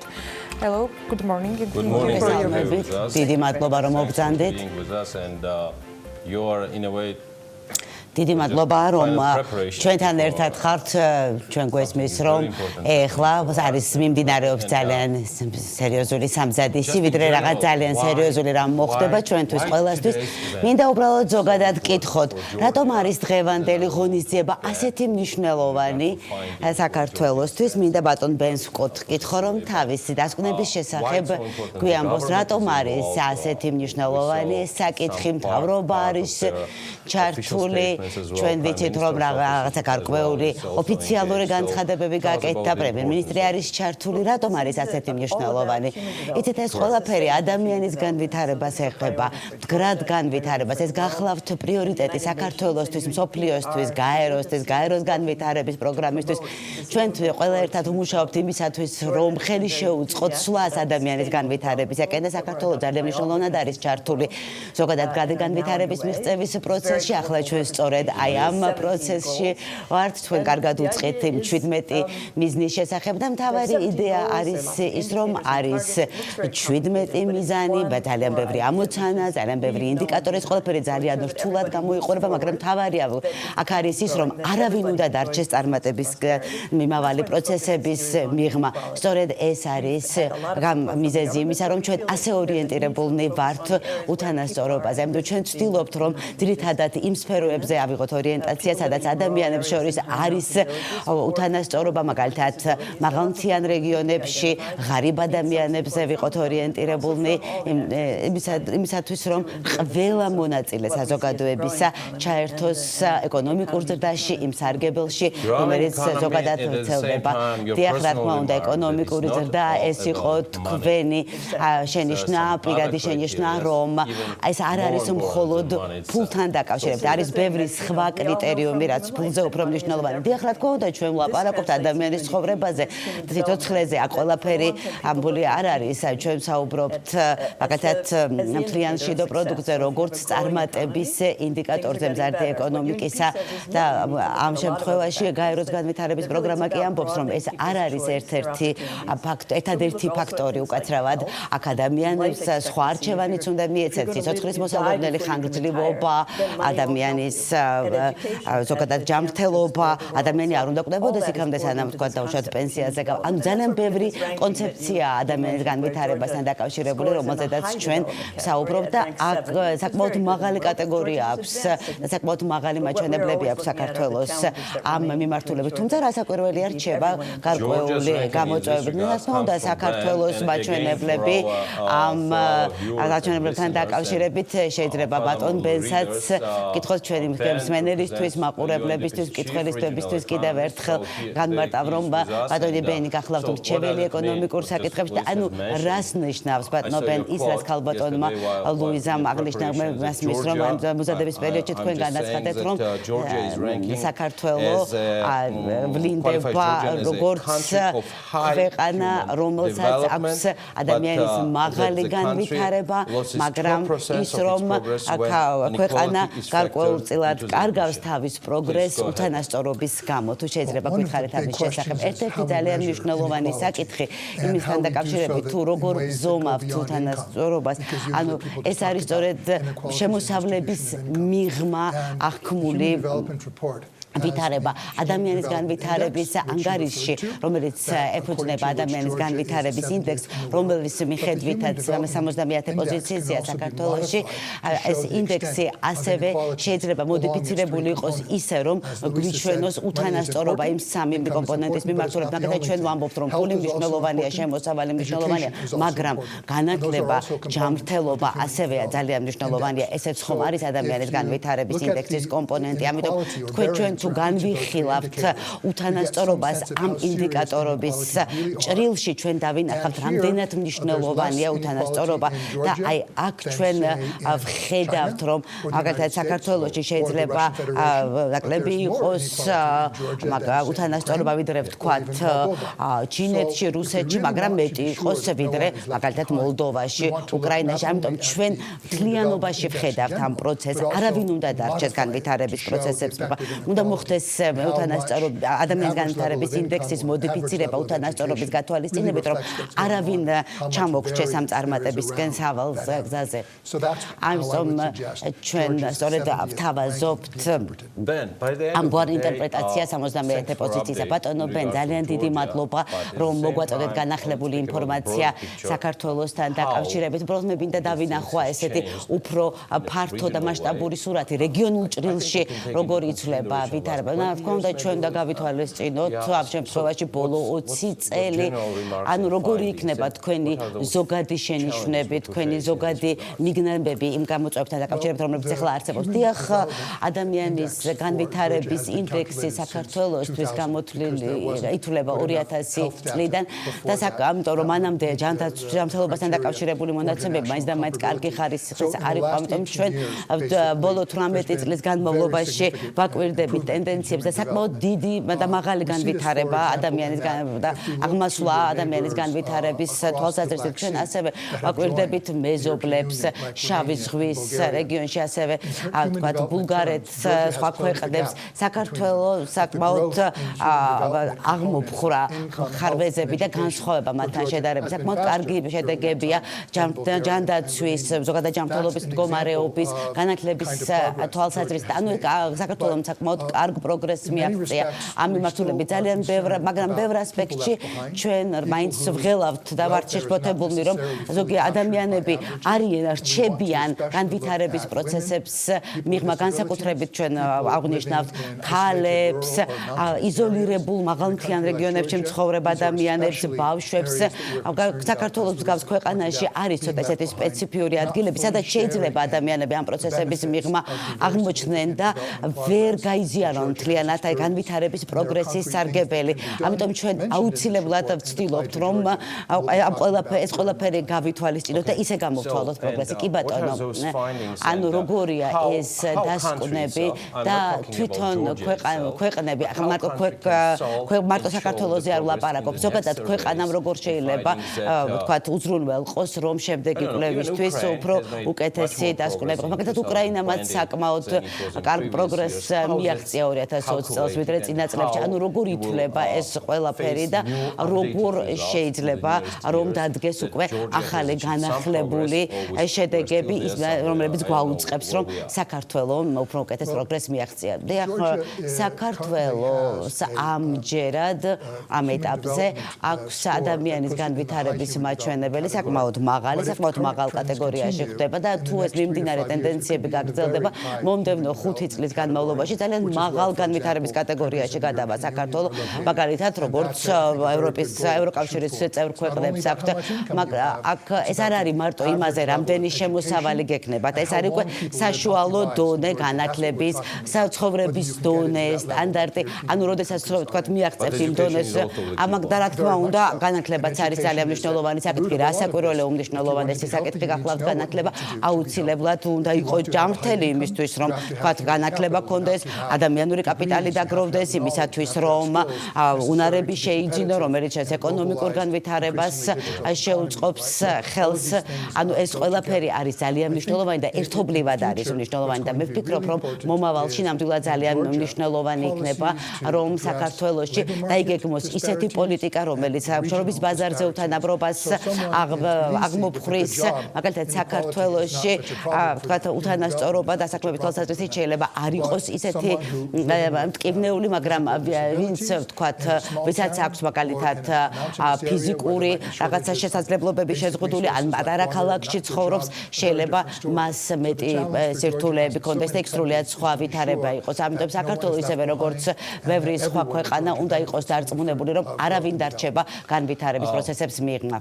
Our viewers and listeners and followers are very much aware. ჩვენი მსმენელებმა ძალიან კარგად იციან თქვენი პირადი ჩართულობის შესახებ ზოგადად განათლებისა და ჯანდაცვის სისტემაში საქართველოში მთლიანად მთელი გაეროს განვითარების პროგრამის ოფისთან ერთად, მაგრამ იმავდროულად რა მიზანი აქვს დღევანდელ ღონისძიებას და დღევანდელი დღის ბოლოს რა პრიორიტეტები, ალბათ განისაზღვრება ის პრიორიტეტები, რომელიც მომდევნო ათწლეულებში იქნება უმნიშვნელოვანი საქართველოს. დიახ, რა თქმა უნდა, ჩვენ ძალიან მჭიდროდ თანამშრომლობთ მთავრობის ადმინისტრაციასთან, ჩვენ ერთობლივად განსაზღვრავთ პრიორიტეტებს, ჩვენ ერთობლივად განსაზღვრავთ მიზნებს, ჩვენ ვცდილობთ რომ განვიხილოთ ყოველთვის და განსაზღვრავთ ის საკითხები, რომელზეც განსაკუთრებით მნიშვნელოვანი ყურადღება მივაქციოთ იმ საკითხებს, რომლებიც დააჩქარებენ საქართველოს პროგრესს. რა თქმა უნდა, დეცენტრალიზებული განვითარება ახალ სიცოცხლეს შთაბერავს სოფლად მცხოვრებ ადამიანებს, სოფლის მეურნეობის პროდუქტიულობა არის ძალიან მნიშვნელოვანი საკითხი, იმიტომ რომ ამას საკმაოდ წვლილი აქვს ქვეყნის მთლიანში და პროდუქტში და არადა ძალიან მნიშვნელოვანია ეკონომიკის ზრდისთვის ზოგადად სოფლის მეურნეობის განვითარება. ამიტომ აი ეს ზოგადი პრინციპი, რომ არავინ უნდა დარჩეს განვითარების პროცესებს მიღმა, გულისხმობს, რომ სამუშაო ძალა საქართველოში, რომელიც არსებობს, სრულად ამოქმედებდეს თავის პოტენციალს, რაც დღეისათვის ხადია, ასე არ არის და ეს სრული ამოქმედება არის საჭირო. ასევე ძალიან მნიშვნელოვანი არის ბუნებრივი რესურსების სრულად ათვისება და გამოყენება ეკონომიკის განვითარების თვალსაზრისით. ჩვენ ვისაუბრეთ განათლებაზე, ჩვენ ვსაუბრობთ ინვესტირებაზე, ახალგაზრდა ადამიანებში, ასევე ჩვენ ვსაუბრობთ უწყებთ განათლებაზე, ჩვენ ვსაუბრობთ ასევე ჯანმრთელობაზე, ჯანდაცვაზე. ეს ძალიან მნიშვნელოვანი საკითხებია. ასევე ჩვენ ამ ყველაფერზე ვიმსჯელებთ მთავრობის წარმომადგენლებთან ერთად და ჩვენ ვფიქრობთ, რომ ეს ყველაფერი არის საფუძველთა საფუძველი ნებისმიერი პოლიტიკასა. სამწუხარო საქართველოს მთავრობის ნაწილი ალბათ ვერ იქნება, ვერ მიიღებს მონაწილეობას შეერთებაში გამართული სამიტის გამო, მაგრამ მე დარწმუნებული ვარ, რომ ეს 17 მიზანი, 17 პრიორიტეტი ნამდვილად ძალიან თანაბრად მნიშვნელოვანია ყველასათვის.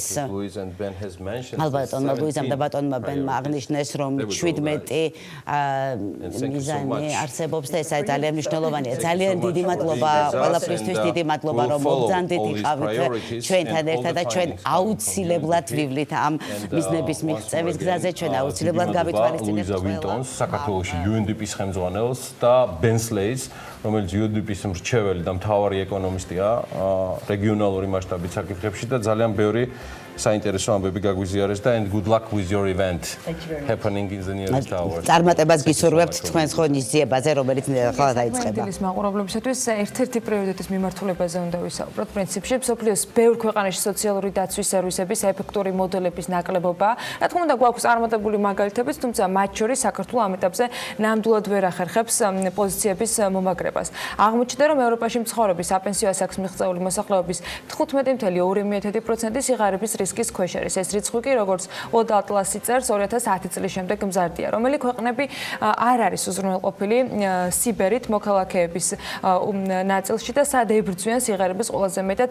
ანუკა ჯოხაძე მოიკვლიო მასალები და ახლა ის გვიბრუნდება საქმიანი დილის ეთერში. ანუკა, კიდევ ერთხელ მოგესალმები. ანა, კიდევ ერთხელ მოგესალმები. როგორც World Atlas-ი წერს, ყველაზე მეტად პენსიონერებს სიღარიბის ესტონეთში ეშინიათ. ქვეყანაში სადაც არაერთი მიმართულებით შეინიშნება პროგრესი, ხარვეზები მაინცაა. ესტონეთს ევროპაში ყველაზე მეტი პენსიონერი ყავს, რომელიც სიღარიბის ზღვარს მიღმა. 2018 წლის მონაცემებით პენსიონერების 53.6% სიღარიბის რისკის ქვეშ იყო. ეს მაჩვენებელი კი 2010 წლის შემდეგ გასამაგებულია. იმ დროს, როცა ნორვეგიაში, დანიაში, საბერძნეთის, სამხრეთ მაკედონიასა და უნგრეთში საპენსიო ასაკს მიღწეული ადამიანები პენსიაზე თავისი ნებით გადიან, ესტონელები სხვადასხვა სამსახურების ძიებაში არიან. განსაკუთრებით მძიმე სიტუაციაში კი ის ესტონელები აღმოჩნდნენ, რომლებიც პენსიაზე 1980-იან წლებში გავიდნენ, მაშინ როცა ქვეყანა დამოუკიდებლობისთვის იბრძოდა. ამ დროს მოსახლეობა სიბერის უზრუნველსაყოფად თანხებს რუბლებში აგროვებდა, კრონის შემოსვლის შემდეგ კი მათი ქონების დაგროვება ნოლიდან მოუწიათ. ანუკა, დაძნებულია, რომ ამ მიმართულებით ბევრი წლის განმავლობაში საუბარი არც ესტონეთში დავიწყებიათ, როგორი იყო ნაბიჯები, რომელიც ამ დახმარების ნაწილში გამოიკვეთა და ეს პრობლემა გარკვეულწილად არის თუ არა მოგვარებული. ანა, იმის გათვალისწინებით, რომ ესტონეთში საპენსიო დაზღვევის ხარჯი ბევრად უფრო აჭარბებს სოციალური დაცვის მიმართულებით გამოყოფილ თანხებს, ესტონეთის მთავრობა ვერ უზრუნველყოფს ადგილობრივებისთვის გამართულ საპენსიო სისტემას. უფრო მეტიც, მაგალითისთვის 2017 წელს ამ მიმართულებით დეფიციტმა 474 მილიონი ევროც კი შეადგინა. შემდეგი რიგში გერმანია, რომლის პენსიონერები სიღარიბისგან არ არიან დაზღვეულები. 2018 წლის მონაცემებით ყოველი მეხუთე გერმანელი პენსიონერი სიღარიბის რისკის ქვეშ იყო. ექსპერტების გათვლებით კი 2040 წლისთვის ეს მდგომარეობა შესაძლოა კიდევ უფრო დამძიმდეს, რადგან სულ უფრო მეტი ადამიანი განიცდის უმუშევრობის ხანგრძლივ პერიოდს გერმანიაში. ადამიანი გერმანიაში სიღარიბის ზღვარსქვევით იმ შემთხვევაში ირიცხება, თუ მისი ოჯახის საშუალო თვიური შემოსავალი 905 ევროზე მცირეა. ეს რაც შეეხება გერმანიას. გაერთიანებულ სამეფოში კი იმ პენსიონერების რიცხვი, რომლებიც სიღარიბის რისკის ქვეშ არიან, 22.9%-ია. ბრიტანეთში სიღარიბის ზღვარს მიღმამყოფი პენსიონერების რიცხვი 1990-იანი წლების შემდეგ 5-ჯერ არის გაზრდილი. ანუკა, მაინც დიდი ბრიტანეთის შემთხვევაში რას უკავშირებენ ამ რიცხვებს საპენსიო სისტემაზე საუბრისას ერთ-ერთ წარმატებულ მაგალითად გერმანიასთან დიდი ბრიტანეთის საპენსიო სისტემაც მოყავს ხოლმე და რაზეა ეს დამოკიდებული და რამ განაპირობა? ეხანა, მიუხედავად ამისა, აღმოჩნდა, რომ ექსპერტები სიღარიბის რისკის ქვეშ მყოფი პენსიონერების რაოდენობის ზრდას მაინც ბრიტანეთის საპენსიო სისტემას უკავშირებენ, რომლის ძირითადი ხარვეზიც საბაზისო პენსიის სიმცირეა. მათი თქმით, არსებულმა სისტემამ ქვეყანა მიიყვანა იქამდე, რომ დღეს პენსიის რაოდენობა საშუალო ხელფასის 16%-ს უტოლდება. და ბოლოს შედარებით უკეთესი მდგომარეობა სლოვაკეთში, სადაც სიღარიბის ზღვარს მიღმა სლოვაკი პენსიონერების მხოლოდ 6.7% ცხოვრობს. ბოლო 10 წელიწადში პენსია 36%-ით გაიზარდა, საპენსიო სქემაში ჩართული ადამიანების რაოდენობა კი 2009 წლიდან მზარდია და 2019 წლის მონაცემებით მილიონსაც აჭარბებს. ერთი-ორი სიტყვა მოდით საქართველოსაც ვთქვათ, ჩვენთან პენსია ამ ეტაპზე 200 ლარია, გარდა ამისა 2020 წლის 1 ივლისიდან დამატებით 30 ლარით გაიზრდება 70 წლის და უფრო მაღალი ასაკის პირთა პენსია. ამასთან ერთად 2019 წლის 1 იანვრიდან სახელმწიფომ ქვეყნის მოსახლეობა დაგროვებით საპენსიო სისტემაშიც გააწევრიანა, ეს კი ვალდებულებად 40 წლამდე ასაკის მოსახლეობას ექცა. ბოლო მონაცემებით სისტემაში 1 მილიონამდე მოქალაქეა გაწევრიანებული და 2020-ის 8 იანვრის მდგომარეობით სახელმწიფო საპენსიო ფონდის ზომა 9 მილიარდ ლარს შეადგენს. აღნიშნული თანხა სააგენტოს მიერ ეროვნულ ბანკსა და კომერციულ ბანკებში არის განთავსებული და ამ დრომდე ამ თანხების ინვესტირება საინვესტიციო დოკუმენტის არარსებობის გამო ჯერ კიდევ არ განხორციელებულა, რომლის შემუშავება საინვესტიციო საბჭოს ვალდებულებას წარმოადგენს, რომელიც 2019 წლის მაისში დავამტკიცეთ. მაგრამ საბჭო მთავარი საინვესტიციო ოფიცერის გარეშეცაა, რომელმაც შემუშავებული დოკუმენტის საფუძველზე საბოლოოდ სააგენტოში აკუმულირებული თანხების ინვესტირებაზე უნდა მიიღოს გადაწყვეტილება. მადლობა ანუკა, საინტერესო მიმოხილვისათვის. ჩვენ კი უკვე შემდეგი ბლოკისთვის და სტუმრისთვის ვემზადებით. ჯერ ჩვენს დაგროვილ პენსიებს ვერ ვუთვლით და ისევ საზღვარგარეთიდან გადმორიცხვების იმედად მყოფი მოსახლეობის დიდი ნაწილი ყავს. რემიტენსების სტატისტიკა და სხვა განახლებული მაჩვენებელი იქნება სამშაბათის ტრადიციულ მიმოხილვაში ლაშა ქავთარაძესთან სასაუბრო თემა. გალატენ ტაგარტის ეკონომიკის შემოგვიერთება სტუდიაში რამდენიმე წუთში.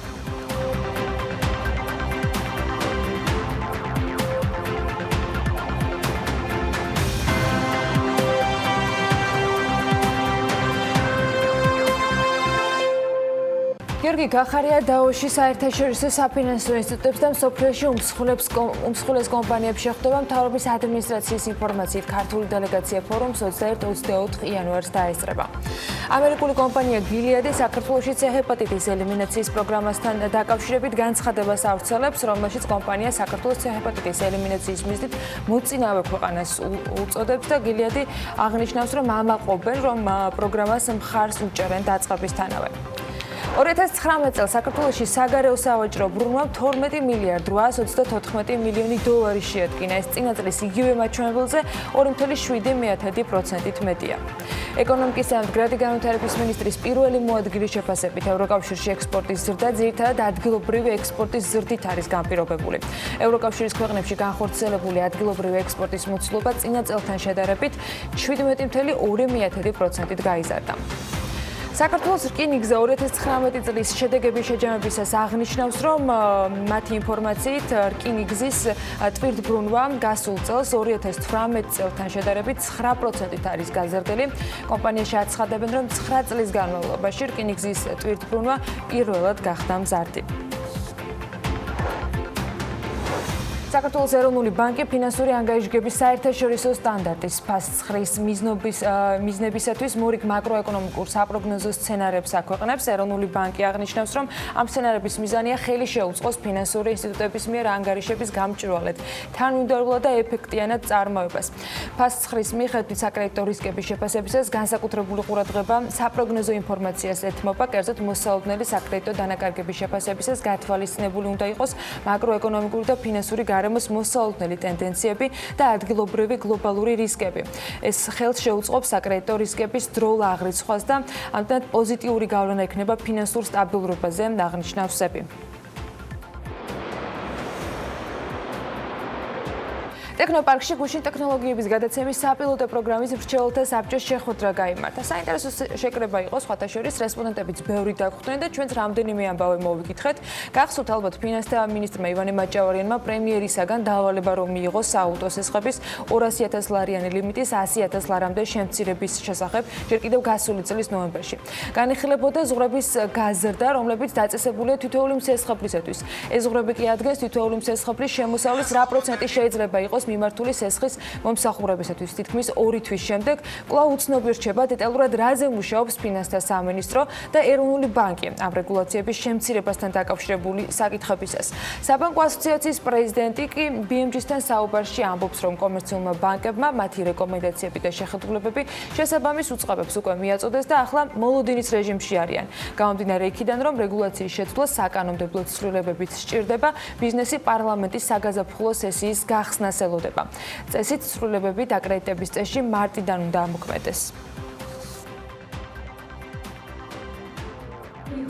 ფიზიკური პირების დაკრედიტების წესთან დაკავშირებით მიმდინარეობს მუშაობა. პირველადი, ესე ვთქვათ, ვერ დავარქმევდი, რომ ეხლა დრაფტი არის. ანუ პირველადი მიმართულებები, რა მიმართულებებითაც შეიძლება შეიცვალოს აღნიშნული რეგულაცია გვაქვს უკვე და მუშაობთ, ანუ ჩვენი მხრიდანაც რეკომენდაციების ნაწილში მუშაობთ. აქამდეც იყო მიცემული. უფრო მეტად ეს იქნება ტექნიკური ცვლილება ჩვენი გადმოსახედიდან, ვიდრე ფუნდამენტურად შეიძლება აღნიშნული რეგულაცია. გუშინ გამოქვეყნებულ მონაცემებს საქსტატისაგან სავაჭრო ბალანსთან დაკავშირებით, რაც შეეხება საქართველოს ბიზნეს ასოციაციის აღმასრულებელი ხელმძღვანელი გამოეხმაურა და ის ამბობს, რომ იმპორტის შემცირება სავსებით ბუნებრივია, გამომდინარე იქიდან, რომ საპროცენტო განაკვეთების სესხებზე არის შემცირებული, რაც მოხმარებას ამცირებს. ამასთან ლარის კურსის გაუფასურებაც უარყოფითად მოქმედებს მომხმარებელზე, შესაბამისად მცირდება იმპორტიც. თუ გვინდა ჩვენ სოფლიო ბაზარზე ვიყოთ კონკურენტულები, ჩვენი პროდუქცია იყოს კონკურენტული, ეს იმას შეეხება, რომ იგივე ხარისხი ნაწარმოო, მაგრამ შედარებით იაფად. ამ კუთხით თვითონ სახელმწიფოს აქვს გადადგმული ნაბიჯი, ეს არის ექსპორტის ამახალისებელი გარკვეული პროგრამები, რომელიც განხორციელდა და ის რომ ექსპორტი დღეს იზრდება, ამის შედეგია. თუმცა, მხოლოდ სახელმწიფო არ უნდა იყოს აქ მამოძრავებელი, არამედ სახელმწიფოს გარდა იმისა, რომ შეიძლება პირდაპირ ფინანსური მხარდაჭერის განხორციელება ახდენდეს, არამედ ამასთან ერთად უნდა ახდენდეს უცხოური ინვესტიციების ახალისებას, იმიტომ რომ უცხოური ინვესტიციას მოაქვს ტექნოლოგიები და ეს ტექნოლოგიებია ის სწორედ რომ რამაც უნდა შექმნას ჩვენთან თქვა წარმოების შესაძლებლობა. სახსათი ასევე იწყებს საქართველოში ჩრდილოვანი ეკონომიკის დარგების გამოკვლევას, რომ აღრიცხოს ეკონომიკის ის ნაწილი, რომელიც ამ დრომდე არ მონაწილეობს ქვეყნის საგადასახადო სისტემაში. თუმცა საქართველოს ბიზნეს ასოციაციის აღმასრულებელი დირექტორი მიიჩნევს, რომ ეს ქვეყანაში დიდ და მასშტაბურ პრობლემას არ წარმოადგენს, თანაც ეკონომიკის გათეთრებას ლევან ვეფხოძის შეფასებით თავისი რისკები ახლავს. უნებრივად პრობლემაა იქ, რომ ეკონომიკის ეს წილი, რომელიც გარკვეულწილად დამატებითი იქნება ქვეყანაში, ფაქტობრივად ეს ხო ხდება ეგრეთ წოდებულ საერთო საგადასახადო სისტემაში და იმის 20-25% ვერ მიდის, ასე ვთქვათ, ბიუჯეტში. ეს პრობლემაა, მაგრამ მეორეს მხრივ ეს ერთი რამე უნდა ვიცოდეთ, რომ ჩვენი 100%-იანი ეკონომიკის ბრჭყალებში გათეთრება შეიძლება ეკონომიკა გადაახუროს. ამიტომ რაღაცა ესეთი ჩრდილოვანი წილი ეკონომიკის ყოველთვის იქნება, არის ყველაზე განვითარებულ ქვეყნებში. 2020 წელს მსოფლიო ბანკი საქართველოსთვის 4.3%-იან ეკონომიკურ ზრდას პროგნოზირებს, რაც ორგანიზაციის მიერ თავდაპირველად გაკეთებულ შეფასებასთან შედარებით 9% პუნქტით ნაკლებია. BMG-ის კითხვაზე თუ რას უკავშირდება ეს შენელება, მსოფლიო ბანკის რეგიონული დირექტორი სამხრეთ კავკასიაში სებასტიან მოლინეუსი ამბობს, რომ ის უფრო მეტად საგარეო ფაქტორებით არის განპირობებული. ეკონომიკური ზრდის შემცირება. ჯერა რომ უფრო მეტი რამ არის გასაკეთებელი საგარეო ფაქტორების კუთხით და არა ქვეყნის შიგნით. გლობალურად გვაქვს სავაჭრო დაძაბულობები ქვეყნებს შორის, ასევე ეკონომიკური ზრდის ტემპის შემცირება ევროპასა და მსოფლიოს სხვა ქვეყნებშიც. ასევე ვდგავართ ისეთი რისკების წინაშე, როგორიც ვალის მაღალი მაჩვენებლები არა მხოლოდ საჯარო, ასევე კერძო სექტორშიც. სწორედ ეს ფაქტორები იყო მსოფლიო ბანკის მიერ გათვალისწინებული ეკონომიკური ზრდის პროგნოზების გაკეთებისას, მათ შორის საქართველოსთვის. დეკემბერში, ვისაც გალფის ბენზინგასამართ სადგურზე საწვავის ჩასხმით გისარგებლია, თითოეული ლიტრიდან 3 თეთრი საქველმოქმედო აქციისკენ მიიმართებოდა. სწორედ ასე შეძლო გალფის გუნდმა ჯამში 85,300 ლარის მობილიზება და ძალიან კარგი ამბის ხორცშესხმა, რაც 150 ოჯახს გააბედნიერებს და სრულების ასრულებაშიც დაეხმარება. გალფის საქველმოქმედო კამპანიის ბავშვებისათვის ფარგლებში საქაჟეთის ჩასახლების უკრებულ ყველა 85 ოჯახს დახმარება გაუწიეს და მათთვის საჭირო ყველანაირი საოჯახო საყოფაცხოვრებო პროდუქტი გადასცეს. პროექტის პირველ გაჩერებაზე საქაჟეთში გალფის გუნდს ჩვენი გუნდიც გაყვა და სიუჟეტი მოგვიმზადეს. დაახლოებით 1 საათში გორის დევნილთა დასახლებაში 85 ოჯახს ცხოვრებაში ყველაზე საუკეთესო და ბედნიერი წუთები ელოდებათ. მათი სურვილების ასრულება კომპანია გალფმა საკუთარ თავზე აიღო. ჩვენ კი ახლა თბილისიდან ვიძრებით მათ გასაბედნიერებლად. საქველმოქმედო კომპანიის პირველი გაჩერება გორის რაიონის სოფელი საქაშეთია, სადაც კომპანია გალფი საქაშეთის ჩასახლების უკლებლივ ყველა 85 ოჯახს დაეხმარა და მათთვის საჭირო ყველანაირი საოჯახო საყოფაცხოვრებო პროდუქტი გადასცა, განსაკუთრებით დასაჩუქრდნენ ისეთი ოჯახები, სადაც მცირეწლოვანი ბავშვები ცხოვრობენ. კომპანიის მენეჯმენტმა საჩუქრები ოჯახებს სამხარეო რწმუნებულთან ერთად გადასცა. მარიამ, ეს სათამაშო იყო შენი სურვილი, ეს გინდა და ეს გოგონა რომ მოეყვანა? კი, თან ძალიან. რა უნდა გააკეთო? გრავი მოული და ვათამაშებ თემა. აკაკი, შენ რა გინდოდა რომ მოეტანა შენ? მე ხოჭავდი მანქან და ეს სათამაშო. ეს არის კერძო კომპანიასთან მჭიდრო თანამშრომლობის შედეგად, კერძოდ გალფთან თანამშრომლობის შედეგად იქნა მიღებული ესეთი გადაწყვეტილება და ეს არის ძალიან კარგი მაგალითი სახელმწიფოს და კერძო სექტორის თანამშრომლობის. პროექტის ფარგლებში შიდა ქართლში ჯამში კიდევ 16 ოჯახს გადაეცემა საკვები პროდუქტები, საყოფაცხოვრებო ტექნიკა და მედიკამენტები. კომპანია გალფი ჯამში საქართველოს მასშტაბით 150 უკიდურესად გაჭირვებულ ოჯახს გაახარებს საჩუქრებით. სათითაოდ ყველა ოჯახს ჩამოვტანით ის, რაც ვფიქრობთ, რომ საჭიროა და ოჯახებს ჭირდებოდათ პროდუქტი და კიდე სხვა ნივთები. ასევე ამ ძალიან დიდი მადლობა მინდა უთხრა ყველა იმ მომხმარებელს გალფის, რომელმაც მიიღო მონაწილეობა აქციაში ბავშვებისთვის და ესეთი კარგი დღე მოგვიწყო. ძალიან მოხარული ვართ, სუყელანი, აგერა სუყელანი იცინიან, სუყელას უხარიან. და პირველ რიგში მინდა გისურვოთ ჯანმრთელობა, წინსვლა, რაც კარგია, ღმერთმა გაჩუქოთ. მადლობა ღმერთს და მადლობა თქვენ. კამპანიისათვის თანხის დიდი ნაწილის მობილიზება კომპანია გალფმა საცალო ქსელში შესაბამისი აქციით შეძლო, სადაც თითოეული ליტრიდან 3 თეთრი აღნიშნული პროექტის ფონდში ირიცხებოდა. აქცია 25 დეკემბერს დაიწყო და 31 დეკემბერს დასრულდა. ჯამში 85,300 ლარის მობილიზება მოხერხდა.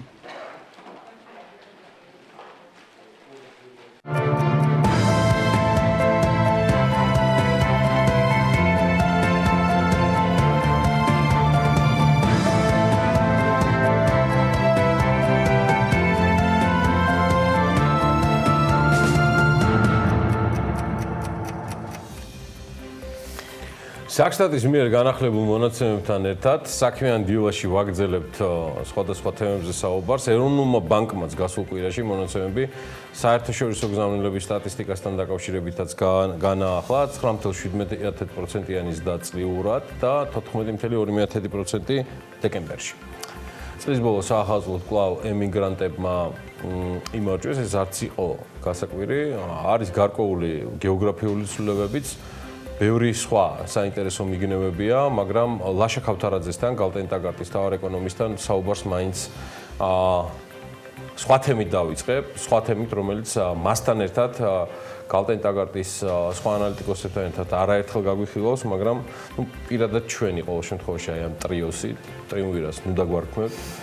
პერიოდულად ევა ბუჭორიშვილი გვაკლია ხოლმე და საუკეთესო კვარტეტით ვიკრიბებით, მაგრამ დღეს ლაშა ქავთარაძის შეწუხების მიზეზი და პირველი ჩემი კითხვა მაინც ვაჭრობასთან დაკავშირებით არის. ლაშა, დილა მშვიდობის. როგორი ვაჭარია საქართველო, აი ესეთი დიდაქტიკური და ყოვლის მომცველი კითხვით მინდა დავიწყო ჩვენი ამბავი იმ მონაცემებიდან გამომდინარე, რომელზეც როგორც დღეს პროლოგში მოვახერხე, ასე ვთქვათ, სიტყვის ჩაკვეტება, თლად დიდად საამაყო მონაცემები იგივე ექსპორტის კუთხით არ გვაქვს. მე ყოველ შემთხვევაში ასე ვთვლი. მოგესალმებით კიდევ ერთხელ. კარგი ვაჭარი გამოდის საქართველოს, თუ შევხედათ დეკემბრის მონაცემებს, რეკორდული მაჩვენებლები დაფიქსირდა როგორც ექსპორტის, ისე იმპორტის მიმართულებით და ამ მაჩვენებლებს შეგვიძლია შევხედოთ როგორც პოზიტიური, ისე უარყოფითი კუთხიდან. პოზიტიური კუთხე ის არის, რომ ექსპორტი გაზრდილი არის მნიშვნელოვნად დეკემბერში 18.7%-იანი ზრდა დაფიქსირდა, ხოლო იმპორტი ასევე გაიზარდა 12.8%-იანი ზრდა დაფიქსირდა, თუმცა და ამის გამო სავაჭრო დეფიციტი გაზრდილი არის დეკემბერში, თუმცა თუ შევხედათ წლიურ ჭრილში 2019 წლის მაჩვენებლებს, ექსპორტი 12.4% არის გაზრდილი, იმპორტი არის 0.8%-ით შემცირებული და სავაჭრო ბალანსი არის გაუმჯობესებული. კარგი არის, რომ სავაჭრო ბალანსი გაგვიუმჯობესდა 2019 წელს, მაგრამ უარყოფითი კუთხით უნდა შევხედოთ შემდეგ რაღაცას. ექსპორტი, რომელიც 12.4%-ით გაიზარდა, ძირითადად ეს მოდიოდა რეექსპორტის ხარჯზე. ანუ ჩვენ შემოგვაქვს გარკვეული კატეგორიის საქონელი უცხოეთიდან და შემდეგ ვახდენთ ამ საქონლის რეექსპორტს გადაყიდვას სხვა ქვეყნებში. ჩვენ ძირითადად ჩვენს მეზობელ ქვეყნებში. მაგალითად, რეექსპორტის კატეგორია, რომელსაც მოიხსენიებთ, ამ კატეგორიაში ჩვენი შეფასებით დიდი წილი აქვს ავტომობილებს, არის სპილენძი, არის თამბაქო და არის სამკურნალო საშუალებები. თუ ჩვენ აი ამ კატეგორიებს შევაჯამებთ და შევაფარდებთ საქართველოსთან განხორციელებულ მთლიან ექსპორტს, გამოდის, რომ 2019 წელს 42% იყო რეექსპორტის წილი მთლიან ექსპორტში. კარგი არის ის, რომ სტატისტიკური ინფორმაცია გვაქვს და ვამუშავებთ ამ ინფორმაციას, შემდეგ გამოგვაქვს შესაბამისი დასკვნები და ამ დასკვნების საფუძველზე კეთდება გარკვეული ღონისძიებების გატარება, მაგრამ სანამ ღონისძიებებზე გადავალთ, რომლის ჩამონათვალსაც გთხოვ, რომ მოინიშნო და არ დაგვავიწყოს, მოდი აუხსნათ მაყურებელს კიდევ ერთხელ, ლაშა. საერთო წილში რეექსპორტისა, უკაცრავად ექსპორტისა, სადაც რეექსპორტი არის 42%, რეალურად ამაში რა რჩება საქართველოს? არავინ არ აკნინებს რეექსპორტს, რეექსპორტი არ არის მავნებელი და ცუდი ამბავი, ეს კარგი ამბავია, მაგრამ ეს არ არის ის, რითაც თუნდაც გუშინ და ამ პერიოდში ხდებოდა თავის მოწონება.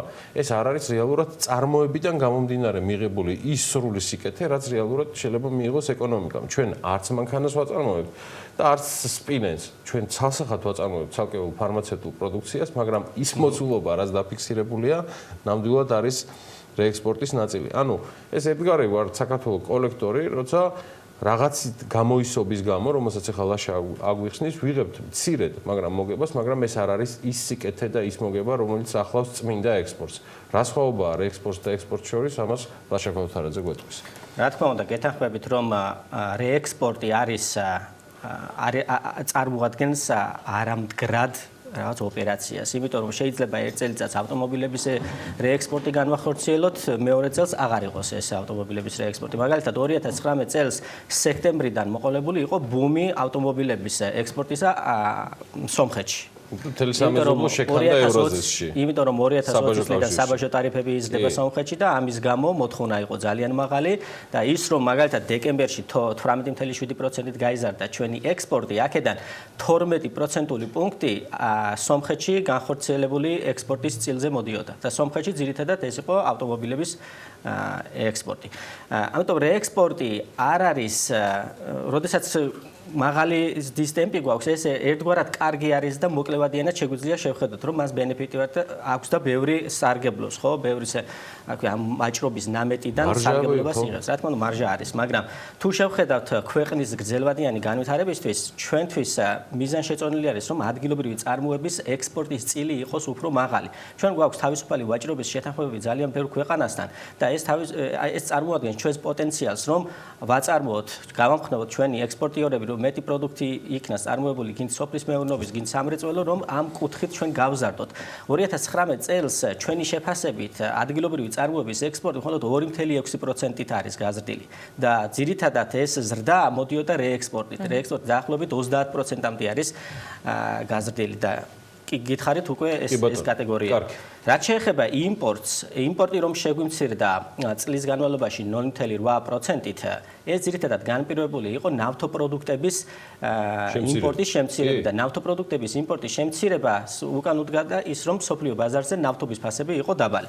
და მეორე მნიშვნელოვანი ის იყო რომ რადგან აი ბოლო 2 წელია პირდაპირ უცხოური ინვესტიციები მცირდება, პირდაპირ უცხოური ინვესტიციების შემცირებას თან სდევს ასევე იმპორტის შემცირება, იმიტომ რომ იმპორტევადი არის ჩვენთან პირდაპირ უცხოური ინვესტიციები და ეს ორი იყო მნიშვნელოვანი განმაპირობებელი, რომელმაც ასე ვთქვათ იმპორტი შეამცირა. ლაშა ექსპორტზე გამოგჩა. იც გეტყვი რაც კურსის გავლენა შესაძლო ექსპორტის დაზე. ესეც ასე ვთქვათ თემაა და მინდა რომ მაქსიმალურად აი ეს გასაღებენაზე როგორც დავიწყეთ საუბარი და ავხსენით როგორი ვაჭარია საქართველო, ეხლა ავხსნათ რამდენად ამ ვაჭრობაზე გავლენას ახდენს ლარის კურსის გაუფასურება. ტურბულენტი მოდი ესე ვთქვათ. რა თქმა უნდა, როდესაც გაცვლითი კურსი ერთ-ერთი მნიშვნელოვანი ფაქტორი არის სხვა ფაქტორთან ერთად და ის რომ თეორიულად ტექსტბუქებში გვაქვს რომ როდესაც გაცვლითი კურსი ჩვენ სავაჭრო პარტნიორ ქვეყნებთან შედარებით არის გაუფასურებული, ეს უნდა ამხნევებდეს ჩვენგან ექსპორტს და აკავებდეს იმპორტს. მაგრამ მოდი გადავხედოთ ახლა რეალურად რა მოხდა 2019 წელს.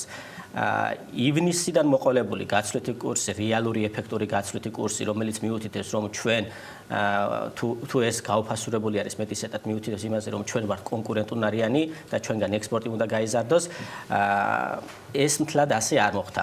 გაცვლითი კურსის გავლენა ჩვენს სავაჭრო ნაკადებზე არის ლიმიტირებული და ეს გამომდინარეობს იქიდან რომ ექსპორტი რომ გაიზარდა 12.4% წლიურად, აქედან რეექსპორტი იყო მნიშვნელოვანი და რეექსპორტზე ნაკლებად მოქმედებს გაცვლითი კურსის ცვლილება.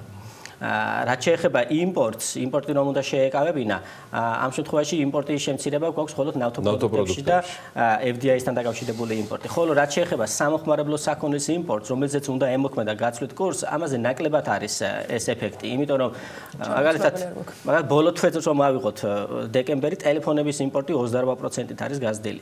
და ასევე წინა თვეებში მზარდი იყო მაცივრების იმპორტი და სხვა სამოხმარებლო საქონლის იმპორტი. ამიტომ ის რომ მქონდა მესამე კვარტალში დაახლოებით 12%-იანი გაუფასურება რეალური ეფექტური გაცვლითი კურსისა, ამას ნაკლები ეფექტი ჰქონდა როგორც ექსპორტზე, ისე იმპორტზე. აი რეექსპორტის კიდე და შესაბამისად, ასე ვთქვათ, ეს ტენდენცია სხვათა შორის ბევრი განვითარებადი ქვეყნების მაგალითებზეც არის, იმიტომ რომ როდესაც ქვეყნები შემოაქვთ ვაჭრობა არის და ამ ვაჭრობაში მაგალითად გინდა ადგილობრივი წარმოების, გინდა უცხოური წარმოების პროდუქციის შემდეგ გადაყიდვა ხდება, ძირითადად უმეტესწილად გამოყენებული არის შერეული საქონელი და ამ შერეულ საქონელის ფასები დოლარში არის დაფიქსირებული, ამიტომ გაცვლითი კურსის გავლენა სავაჭრო ნაკადებზე შესუსტებული არის. კი ბატონო. ბევრ ქვეყანაში. თუ ვაჭრობასთან დაკავშირებით რაიმე არ გამოგჩა შენ, მე მეგონი რემიტენსებზე და გადავარჩინე. ხო, ვაჭრობასთან დაკავშირებით ხაზგასმა მინდა გავაკეთო ის რომ საქსტატმა დაიწყო ახალი პროდუქტის გამოშვება, ეს არის ადგილობრივი წარმოების ექსპორტი. გუშინ გამოქვეყნდა ეს რეპორტი და იმ რეპორტში გარკვეული შენიშვნები გვაქვს იქიდან და გამომდინარე რომ უზუსტობებია და თვითონაც აქვს განმარტება ქვემოთ გაკეთებული რომ ეს ინფორმაცია ეფუძნება ფინანსთა სამინისტროს შემოსავლების სამსახურის ბაზებს, რომლის კორექტირება ამ ბაზების რეჟიმების კორექტირება არ ხდება, ამიტომ ადგილობრივი წარმოების ექსპორტი მოიცავს ასევე უცხოური წარმოების ექსპორტსაც. და იქ აქვთ ჩაშლილად გაკეთებული თუ რა პროდუქტები იყო ადგილობრივი წარმოების და პირველ ადგილზე არის სპილენძი. სპილენძი არის რეექსპორტის კატეგორია და ძირითადად მიდის ევროკავშირის 2019 წელს განხორციელდა რუმინეთის და ბულგარეთის მიმართულებით უმეტესწილად და ის რა ნამეტიც იყო ბულგარეთში და რუმინეთში განხორციელებული ეს ექსპორტი ზუსტად ემთხვევა იმას, რაც ნამეტიც გვაქვს ჩვენ სპილენძის ცვლილებაში 2019-2018 წელს. ჩვენი ეს საინტერესო თემაა. ამ კუთხით მნიშვნელოვანი არის რომ დაზუსტებული მაჩვენებლებით ვისარგებლოთ, იმიტომ რომ თუ ჩვენ ვიტყვით რომ ევროკავშირში განხორციელდა მაგალითად ადგილობრივი წარმოების ექსპორტი მთლიანი ექსპორტი თქვა 90%-მდე ეს თლად ზუსტი არ არის. ჩვენი შეფასები დაახლოებით 70% არის ადგილობრივი წარმოების ექსპორტის ის რაც მოსალოდნელი იყო წლის ბოლოს, რამაც ასევე ასახვა პოვა მთელი უკვე წლის მაჩვენებლებზე, რომელიც ისედაც მზარდი იყო, უბრალოდ სასიამოვნოდ იცვლებოდა გეოგრაფია გადმორიცხვისა. ეს არის ემიტენსები. ლიდერობა მაინც არავის დაუთმო. ხო, ნუ ახლა გადმორიცხვები იყო საკმაოდ აქტიური დეკემბერში და ამ პერიოდს საახალწლო განწყობების და მზაობის გამო ახასიათებს კიდე სამგვარი მზაობა. აქ რა შედეგები მივიღეთ თლაშა, თუ შეიძლება ამაზე ორი სიტყვით. აქაც რეკორდი მოხსენით ფაქტობრივად დეკემბერში რეკორდული მაჩვენებელი შემოვიდა ფულადი გზავნილების, მაგრამ ამასაც აქვს პოზიტიური და უარყოფითი კუთხით შეიძლება დავინახოთ ეს. პოზიტიური ის არის რომ ბევრი შემოვიდა ეს ფულადი გზავნილები და შესაბამისად ბევრი სარგებლობს აი ამ თანხით, მაგრამ უარყოფითი ის არის რომ ეს ხდება მხოლოდ ჩვენი ემიგრანტების ხარჯზე. ჩვენგან სამუშაო ძალა არის გასული, უცხოეთში მუშაობენ და იქიდან იგზავნება ეს. ეს არის ფულადი გზავნილებთან დაკავშირებით. ეხლა რაც შეეხება ქვეყნების შრეში რომ შევხედოთ, ევროკავშირიდან არის მნიშვნელოვნად გაზრდილი ფულადი გზავნილები და შესაბამისად წილიც გაიზარდა. მთლიანი ფულადი გზავნილები რაც შემოვიდა 2019 წელს ეს არის 1.7 მილიარდი და ამ 1.7 მილიარდიდან 38% ევროკავშირიდან შემოვიდა. თან იმ ფონზე თუ შევხედათ რომ ევრო გაუფასურებული არის დოლართან მიმართებაში, ეს რომ ყოფილიყო, ასე ვთქვათ, კურსი წინა ვთქვათ 2014-15 წლის დონეზე, უფრო მეტი ფულადი გზავნილები გვექნებოდა დოლარში გამოსახული, ხო? რადგან ევროკავშირიდან ევროში იგზავნება. შემდეგ ფულადი გზავნილები მნიშვნელოვნად გაიზარდა ამერიკიდან, მნიშვნელოვნად გაზრდილი არის ისრაელიდან, ასევე უკრაინიდან და სხვათა შორის ყირგიზეთიდან და ყაზახეთიდან. მხოლოდ ორი ქვეყანა არის თურქეთი და რუსეთი, საიდანაც ფულადი გზავნილები კლება დაფიქსირდა. რუსეთიდან პრინციპში ტენდენცია იყო 2018 წლიდან მოყოლებული. ეს ცალსახა იყო, იმიტომ რომ ბევრი გადავიდა ევროკავშირის ქვეყნებში და იქიდან დაიწყეს ფულადი გზავნილების გადმორიცხვა. ხოლო რაც შეეხება თურქეთს, თურქეთი თუ გავიხსენოთ 2018 წლის აგვისტოდან, როდესაც მოხდა ლირის მეტისმეტი გაუფასურება, იქიდან დაიწყო შემცირება, შემდეგ ბაზა ჰქონდა მაღალი 2019 წლის აგვისტომდე და 2019 წლის უკვე აგვისტოდან თურქეთიდან მზარდი არის, მაგრამ წლიურად მაინც კლება დაფიქსირდა.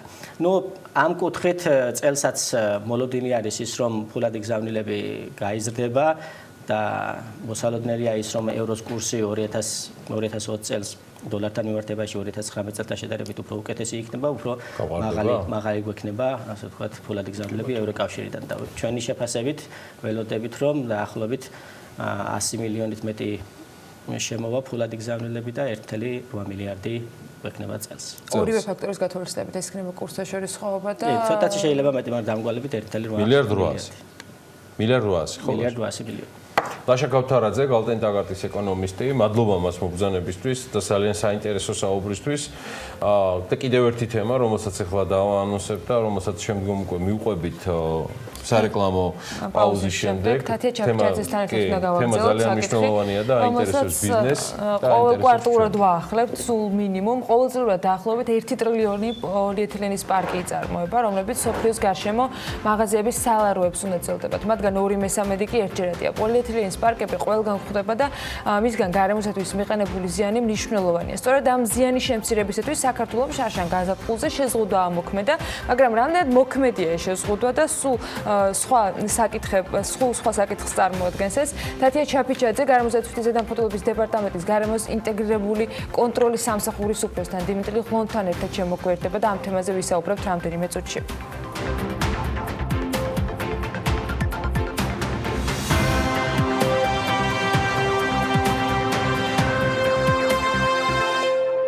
პოლიეთილენის პარკების სრულად აკრძალვიდან თითქმის 10 თვეა გასული, თუმცა ამ დრომდე ქვეყანას მონიტორინგის სრულყოფილი ჯაჭვი აწყობილი ჯერ არ აქვს. შედეგად სამომხმარებლო ბაზარზე ვხვდებით როგორც აკრძალულ, ისე დაშვებულ პროდუქციას და რაც მთავარია ამის გამო არავინ ჯარიმდება. თემაზე სტუმართან ერთად უნდა ვისაუბროთ, თუმცა იქამდე თათია ჩაფიჩაძე გვერდება სტუდიაში.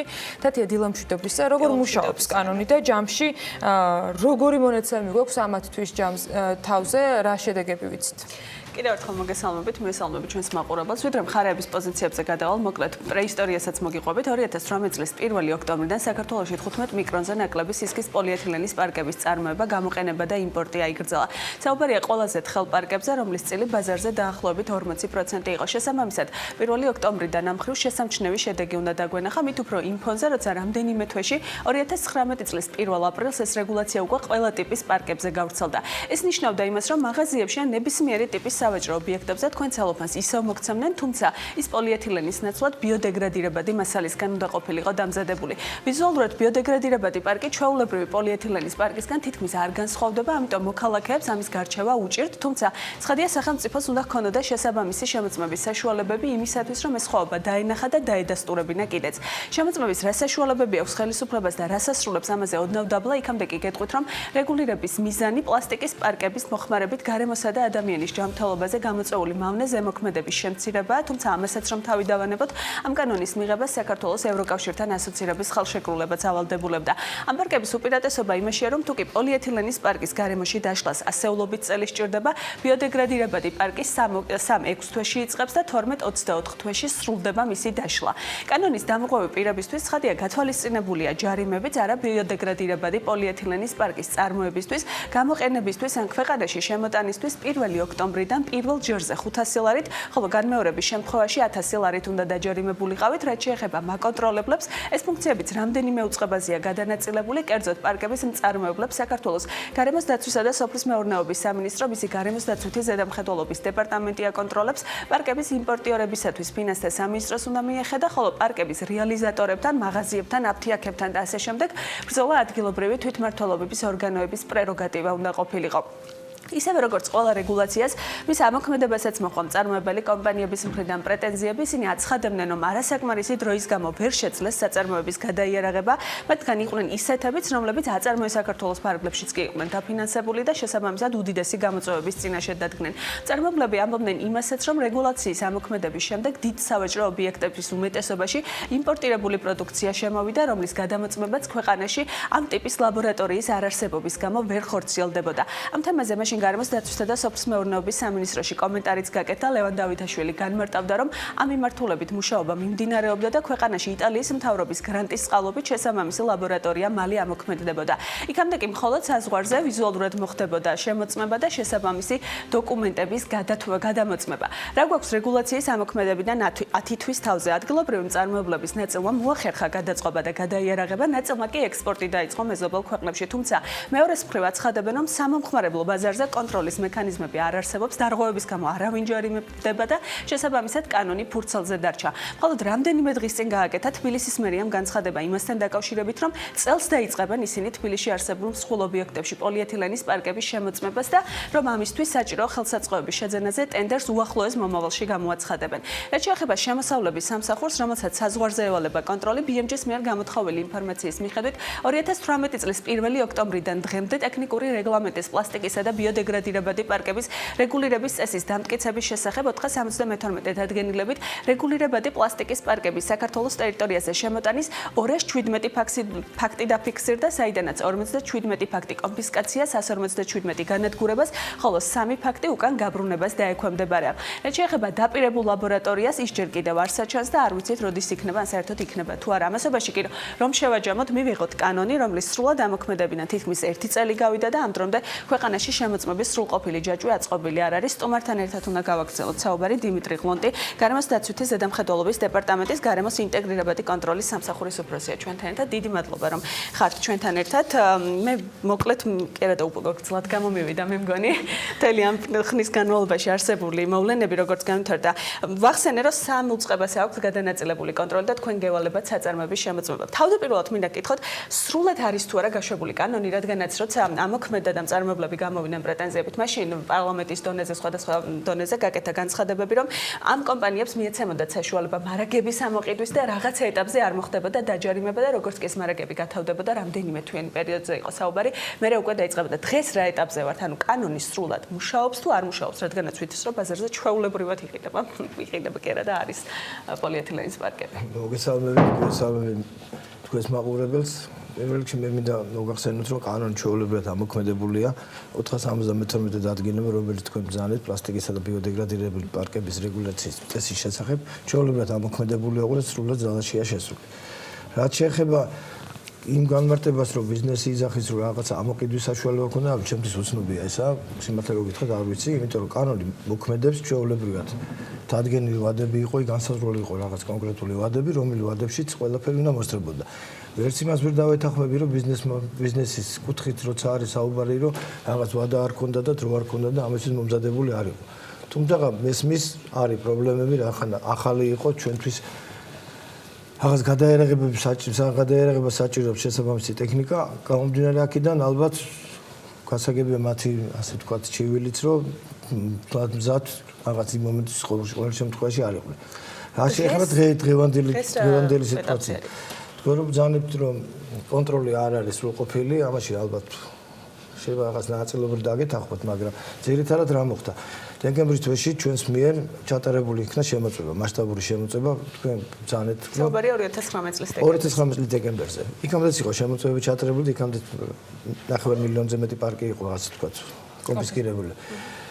მე უბრალოდ საუბარი მაქვს ეხლა დეკემბრის თვის შემოწმებაზე, ჩვენს მიერ ჩატარებული იქნა შემოწმება, რაც ჩვენს მიერ იქნა იდენტიფიცირებულები, იმ საწარმოებში შევედით ჩვენ, აქედან 14 საწარმოში უბრალოდ არ აწარმოებდნენ ისინი პარკებს, ისინი აწარმოებდნენ შესაბამის მასალებს, რომლებსაც არ ეხება ეს დადგენილება და ასე ვთქვათ, გასული ამის რეგულაციის სფეროს გარეთ არის. გამომდინარე აქედან ჩვენ 14 საწარმოდან არაფერი არ იყო, უბრალოდ იქ ჩვენ მინდა ვახსენო, ჩვენ ეს გარეგეგმიური შემოწმება ჩავატარეთ ყველა ამ საწარმოში და იქ არა მარტო პარკების კუთხით არის, არამედ გარემო ძალის კანონმდებლობის მოთხოვნათა კუთხით არის და ამიტომ ყველა ამ საწარმოზე ჩვეულებრივად ეხაც გრძელდება საქმის წარმოება და ამიტომ მიმდინარეობს რაღაც დოკუმენტარული ასე თქვა შემოწმება მიმდინარეობს კიდე და რაღაც დასაზუსტებელი. თუმცა რა შეეხება პარკების 14 საწარმოდან იყო დარღვევები, რომელიც არა, ზუსტად მაგას გეუბნებით, რომ ეს 14 საწარმო არ აწარმოებდა პოლიეთილენ პარკებს, ისინი აწარმოებდნენ შესაბამის მასალებს და ამიტომ ამ რეგულაციებიდან გასულები არიან. მაშინ მაღაზიებში, ანუ თქვენიც, როდესაც მომხმარებლები ვართ თუ საწარმოებში ჩვენ ხო არ დავდივართ, ჩვენ ხო პროდუქტს ვიყავ. არა, მე უბრალოდ მინდა რომ მე 14 საწარმო ვთქვი, რომელიც არ ეხებოდა. სულ რამდენი შემოწმება საწარმოში ჩვენ საერთოდ არც დაგვჭირებია ლაბორატორიული კვლევა, არ გაგვიგზავნია შესაბამის ლაბორატორიის კვლევების, იმიტომ რომ იქ თავსახად იყო, რომ ნიშნდება ქონდა თვითონ გაკეთებული, რომ ეს იყო პოლიეთილენის პარკი და ამიტომ დალუქული იქნა ჩვეულებრივად იქვე ადგილზე. აგრეთვე იქნა აღებული 12 სინჯი, რომელიც გაგზავნილი, რომელსაც ასე თქვა წარწერა ქონდა ბიოდეგრადირებადი პარკი, ან კომპოსტირებადი პარკი, ეს გაგზავნილი იქნა სამხარაულის სასამართლო ექსპერტიზის ეროვნულ ბიუროში, საიდანაც ამ 12 პარკიდან, 12 ნიმუშიდან 3-ში დადგინდა, რომ არის ცალსახად პოლიეთილენის ფუძე ქონდა და დადგინდა, რომ არის პოლიეთილენზე დამზადებული და დანარჩენზე უბრალოდ ფიზიკურად ვერ მოახერხა სამხარაულის ექსპერტიზის ბიურომ დაედგინა, იყო თუ არა, ამაზე შემდგომ მოგახსენებთ. ეხლა რაც შეეხება თვლიანობაში ჩვენს მიერ ჩატარებული შემოწმებებით, ზოგიერთ იმაზე ჩვენ იდენტიფიცირებული რაც ქონდა, ზოგან მიერ ზოგი საერთოდ დაყიდილი იყო, არ მუშაობდა, ზოგიერთი ფიზიკურად არ აწარმოებდა, ზოგიერთი ასე ვთქვათ, როგორც იცით 14 არ აწარმოებდა, ზოგიერთთან შემოწმება გრძელდება კიდევაც. აი, თლიანობაში მინდა გითხრათ, რომ სულ დალუქული არის ამ დღეს ეტაპზე დალუქული არის 1.808.000 ცალი პარკი. დიმიტრი, რამდენი ხანი, როდის დაიწყეთ შემოწმება საწარმოების, რა პერიოდიდან? ეს ხო 1 ოქტომბრიდან ამოქმედა 1 აპრილი. დეკემბერში როდის დაიწყეთ? დეკემბერი იყო პირველი, როცა შემოწმეთ. კანონის ამოქმედებიდან 8 მოგახსენეთ, შარშანად შევამოწმეთ მე. ხო, აი ამას ვკითხულობ, სულ რამდენი შემოწმეთ და რამდენი დაჯარიმდა ამ ხნის განმავლობაში და აი შედეგი რა გვაქვს? რა დარჩა ბაზარზე წილი, რომელიც არ შეგიმოწმებიათ და რომლებიც შეიძლება კიდევ. შედეგსაც ჩვენ ვსაუბრობთ, აქ არის მთლიანი ჯაჭვი უნდა განვიხილოთ. აქ არის იმპორტი აქ არის წარმოება და შემდგომ არის რეალიზაცია. ეს განაწილებულია სამოწყებას შორის. ჩვენი კუთხით, რაც შეეხება წარმოების კუთხით ვაკეთებთ კონტროლს, ვაწარმოებთ კონტროლს და უკვე შედეგებიც გვაქვს. აი მოგახსენეთ, რომ სულ თლიანობაში დეკემბრის თვეში ჩვენ ახლა გვაქვს 1.808.000 ასე თქვა პარკი კონფისკაცია არა, უბრალოდ ჯერჯერობით დალუქულია. ეს სასამართლომ უნდა განაწილოს ეს კონფისკაცია ექვემდებარება თუ არა, იმიტომ რომ კანონში სასახად არის თუ ჯარიმას და ავტომატურად მოყვა. კომპანია ბაზარზე მწარმოებელი და რამდენი დაგჭირთ შესამოწმებელი, რომლებიც შესაძლოა. ჩვენაც იდენტიფიცირებული ყავს პრინციპში ძალიან ბევრი ვით როგორ ყოთ ერთ ობიექტზე რომ შევედით, მე გავაკეთოთ კიდე მეორე ობიექტთან რომ ქონდა ურთიერთობა და აი ამის მიხედვით გავედით რა. სულ გამოდის სადღაც 36 ობიექტი, რომელიც 36 საწარმოო გვაქვს იდენტიფიცირებული. რომელსაც აქვს შესაძლებლობა რომ ასე თქვა პოლიეთილენის პარკი გამოუშვას. როდის უნდა მოიცვათ სრულად ეს? ან შესაძლებელი იყო თუ არა, სანამ კანონს მიიღებდით, მანამდე ყოფილიყო ეს ყველაფერი შესაძლებლობა რომ ჩვენ სრულად აქვს იდენტიფიცირებული უკვე, მაგრამ აქ არის ერთი ნიუანსი, რომ ეხლა ჩვენ მიმდინარეობს იმაზე მუშაობა, რა ხან ექსპერტიზ მიურო ვერ მოხერხდა იმან რომ დაედგინა. აქ არის ლაბორატორია, ამ ეტაპზე არის, იმიტომ რომ ლაბორატორიული კვლევა არის საკმაოდ რთული. ეხლა გვინდა რომ აი ამ უახლოეს პერიოდში სანამ ჩვენთან მოხდება სრულად ამის ექსპერტიზის ჩატარება, გვინდა რომ სადღაც საზღვარგარეთ მოვიძიოთ ისეთი ლაბორატორია, რომელიც ძალიან მოკლე ვადაში, იმიტომ რომ არ უნდა გაიწევოს ეს დიდი ხნის განმავლობაში, ძალიან მოკლე ვადაში მოახდენს ამის დადგენას. არის თუ არა ეს არ ვფიქრობ რომ საქართველოში საჭიროა იგივე ლაბორატორიის არსებობა, თუნდაც იმისათვის რომ ვიდრე ბიზნეს თქვენ შეამოწმებთ, იქნება ეს თქვა რიგითობით გაწერილი თუ გაუფრთხილებულად რომ მათაც მოახერხონ და გაარკვიონ ამ წარმოებისას თქვა რა შედეგამდე მიდის მათი არა მარტო მაგაზე მუშაობდა, მაგაზე მიმდინარეობს მუშაობა და ეს იქნება ალბათ უახლოეს პერიოდში გვექნება ჩვენი ლაბორატორია, მაგრამ ასევე გვინდა რომ რაღაც ექსპერტიზა. აი, რა არის ეს უახლოეს პერიოდი, როდის ვერ გეტყვით ზუსტად, იმიტომ რომ რაღაც დროის განმავლობაში გაიწელა და შეიძლება 3-4 თვე იყოს, შეიძლება 5 თვეს. ისევ იტალიის გრანტის ლაბორატორიაზე იყო, რომელიც შემოდგომაზე ყოველ შემთხვევაში დასრულებული უნდა ყოფილიყო. ბატონო, აი თქვენ ეხა ბევრ კითხვაზე კონკრეტული პასუხები გაქვთ გეგმის მიხედვით, როგორ მუშაობდით, რა გააკეთეთ, აი საერთო შეფასებაში თვლით რომ ეს კანონი მოქმედებს დღეს საქართველოში? იცი რა, აქ ცოტა სხვა ჭრილში უნდა განვიხილოთ რა. აქ არის თლიანობაში უნდა მოხდეს, იცი, ადგილობრივი თვითმმართველობის ორგანოები არ აღმოჩნდნენ მზად, ასე ვთქვათ, კონტროლისთვის. აი რაღაც რა ერთი კვირის წინ იყო თბილისის მერისაგან მაგათაც გაფრთხილება რომ თბილისის მერიაზე ხო არ გვაქვს საუბარი, რეგიონების მასშტაბით კიდე სხვა საერთოდ კიდევ ფონზიმეთ არის, ისინი ალბათ ეს გადის, როგორც მაღაზიებში შედის, ისე შედის აი წოდებულ ბაზრობებზე და საკმაოდ დიდი რაოდენობით არის, ხო? გამომდინარე აქედან ამას ყველაფერს კონტროლი ჭირდება. საკმაოდ დიდი მოცულობაა, მე მერწმუნდ საკმაოდ დიდი მოცულობაა, იმიტომ რომ დიდი რაოდენობით მზადდება ეს პარკები და გამომდინარე აქედან თუ სამივე უწყება, ასე ვთქვათ, იმუშავებს. საბაჟო, ჩვენ და ასე ვთქვათ, თვითმმართველობის ორგანოები. ეხლა გააქვთ კომუნიკაცია სხვადასხვა მუნიციპალიტეტებთან, მათი პოზიცია როგორია? თბილისის მერიამ კაი როგორც იქნა 10 წლის შემდეგ გადაწყვიტა, რომ შეიძინოს ეს მზომელები და დაიწყო შემოწმება სხვა მუნიციპალიტეტებში. თუნდაც იგივე მაგალითად აი ქონდა ინტენსიური საუბარი გქონდა თავის მერიასთან და ისინი წაპირებენ ასე თქვა ჩართვას. ბევრი მერია უკვე ბევრი ადგილობრივი თვითმმართველობის ორგანო გამოხატავს ზოგადად მზადყოფას რომ ჩაერთოს ამ მაკონიაში. გამომდინარე იქიდან რომ ის რა არის პრობლემა არის რომ ახალია ყველასთვის რა, როგორც მაკონტროლებელისთვის, ისე წარმოებლისთვისაც. აქ ორ ნიუანსთან აქვს ჩვენ კიდევ მნიშვნელოვანი თემაა რომ ის პროდუქცია რომელიც დღეს გამოიშვება რომელიც გამოშვება ხდება ჩვენსაც წარმოებაში რაც ხდება აქ არის რომ თვითონ ისინიც უნდა იყვნენ დარწმუნებულობა ისინი აკეთებენ ბიოდეგრადირებულ პარკებს. ამიტომ მკითხეთ ლაბორატორიას უნდა გქონდეს რომ მათ არ აქვს გამოუთქვამთ ამაზე პრეტენზია. თვითონაც უნდა იყვნენ დარწმუნებული, იმიტომ რომ ბევრმა ეხლა რომ მივედით, ხო ბევრმა გაკვირვება გამოხატა, იმიტომ რომ ჩვენ შემოვიტანეთ ბიოდეგრადირებული გრანულები. ეხლა იქ უკვე მეორე თემა არის რა. აღარ მინდა მე ამ სიტუაციაში წავსვლა, მაგრამ იქ უკვე მეორე თემა არის. ის რაც იქ უცხოური კომპანიიდან შემოიტანა ის გრანული ის გრანული იყო თუ არა ბიოდეგრადირებადი, რომ ხო, ამიტომ იყო ისინი აპროტესტებდნენ, რომ იმპორტირებული როცა შემოდის, დოკუმენტაცია შეიძლება კონდეს, მაგრამ არ გვაქვს ქვეყანას საშუალება რომ შევამოწმოთ და ამიტომ ამბობენ, რომ მათი ნაწარმი ამოიღიდა და ძალიან ბევრი დაზარალდა, ვეღარ ყიდიან. იმპორტირებული ჩანაცვლა და იმპორტირებული შემთხვევაში არ ვიცით მართლა ბიოდეგრადირებადი არის თუ არა და სახელმწიფოს ეს პოზიცია არ აქვს დადასტურებული პასუხი, რომ ეს ნამდვილად ბიოდეგრადირებადია და ამიტომ ვართ ამ რაღაც გაურკვეველ სიტუაციაში, შოც კანონი გვაქვს და დაზარალდა ადგილობრივი ბიზნესი გარკვეულწილად და მეორე არა გვაქვს ეს ძალიან რთული თემა, ალბათ მაყურებელს ცოტათი იქნება მის ძალიან რთული თემა. არის რაღაცები, რომელზეც ადგენს ექსპერტის ბიურო და არის რაღაცები, რომელზეც ვერ ადგენს, იმიტომ რომ იქ ბევრი ძალიან ნიუანსთან არის დაკავშირებული რა და ნუ ჩათვლოთ ისე რომ არის რომელიღაცა საერთაშორისო ლაბორატორია, რომელიც ყველაფერს დაადგენს და ყოველთვის იტყვის რომ ეს არის პოლიეთილენი. იმას შეიძლება თქვას რომ ეს არ პოლიეთილენი შეიცავს თუ არა, პლასტიკი შეიცავს თუ არა, მაგრამ ზუსტად არის ბიოდეგრადირებადი, არ არის ბიოდეგრადირებადი, საკმაოდ დიდი დრო ჭირდება და საკმაოდ ხანძრული პერიოდი ჭირდება. ჩვენ მუშაობთ ორი მიმართულებით, ერთი არის ლაბორატორია გვინდა, მეორე გვინდა რომ რაღაც ექსპრეს ლაბორატორია, აი მარტივად გეტყვით რომ დაუშვათ რაღაცა მოხდეს ან სითხის დაცემი ან რაღაცა რომ უცბად გავიგოთ სწრაფი მონაცემები. რა გადასახურებს, როდის შეიძლება, აი როგორ ფიქრობთ, როგორც ერთ-ერთი ორგანო, რომელიც ევალება კონტროლი, რომ ამოღებული იქნება ბაზრიდან და რეალურად გადავალთ იმ კანონის აღსრულებაზე, რაც გვაქვს. მე ძნელია მაგის თქმა, ზუსტად რა ვადაზე არის საუბარი, მაგრამ მე გარწმუნებს ერთ რაღაცაში, რომ ჩვენს მიერ ეს ქმედებები გაგრძელდება რა, გაიცნობ ძალიან ბევრჯერ გამიგია რომ თითქოს ჩვენ ერთჯერადაც ჩავატარეთ ეს დეკემბერში არ არის ესე ნამდვილად უახლოს პერიოდში კიდევ ვაპირებთ და მუდმივად განვახორციელებთ ამ კონტროლს. და ხო, სამი უწყების მხრიდან არის მნიშვნელოვანი ამ შემთხვევაში კონტროლი, იმისთვის რომ კანონის სრული ეფექტი აისახოს რეალურად იგივე გარემოს დაცვის მიმართულებით, რაც იყო იდეა. თქო, იმიტომ დღეს მდგომარეობით ის პარკები, რომელიც აი ყველა დავდივართ ხო მარკეტებში, აღარ უნდა კონდეს, არ უნდა ეწეროს პოლიეთილენი არის და იქ ყველას უნდა კონდეს ეს და მაგრამ ზუსტად მაგის ისეც არის, აი იმასაც კი რომელსაც ეწერა რომ ბიოდეგრადირებადია და ის პლასტიკს არ შეიცავს.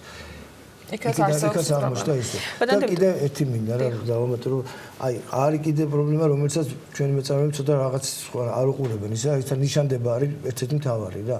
იქ ნიშანდება ცალსახად არის დადგენილობაში განსაზღვრული რომ ნიშანდებაში რა უნდა ეწეროს. რომ იქ უნდა იყოს წარმოებელი, იქ უნდა იყოს იმპორტიორი და ასე თქვა უნდა იყოს ბიოდეგრადირებადი მაგრამ არის რომ აი მაგასაც არ ღვევენ და არ აწერენ იმას რაც უნდა იყოს იმიტომ რომ არის რომ სხვა საწარმო უმზადებს სხვას და დამკვეთი არც დამკვეთი წელი მე მგონი არ არის კონტროლი არ ჯერიმდებიან ისე როგორც არის გაწერილი და ამიტომ რაღაცა ბევრი დარღვევას ხვდებით მეორე თემასაც მინდა რომ შევეხოთ ატმოსფერული ჰაერის დაბინძურებაზე სანქციები მკაცრდება და აი ამაზე რომ გითხრათ რა სითვალისწინებს ეს სანქციები რამდენით გაიზრდება და როდიდან შევა ძალაში ცვლილ ალბათ ამ შემთხვევაში წავიგდები ორიგინალურ საკუთარ ამ ბოლო ხანში ძალიან ისე ხრიად ისმის უკვე ეს მოგეთ განმეძახოს ოფისმეორ სამიწოს მიერ მომზადებულია კანონ პროექტი რომელიც ალბათ იმედი გვაქვს რომ საგაზაფხულო სესიაზე უკვე დამტკიცებული იქნება ეს არის რომ ადმინისტრაციული სამართლებრივთა კოდექსში შევაცვლილება დღეს მოქმედი კანონმდებლობით ეს არის რომ ატმოსფერულ ჰაერში მარნითება სრულად დასაშვებით ნორმებზე თუ მოხდა გადამეტება სუბიექტი ჯარიმდება 500-დან 1000 ლარამდე, რომელსაც არავითარი შემაგრებელი ეფექტი არ აქვს, არაფერი ასე თქვათ, აი ძალიან მარტივად რო თქვათ.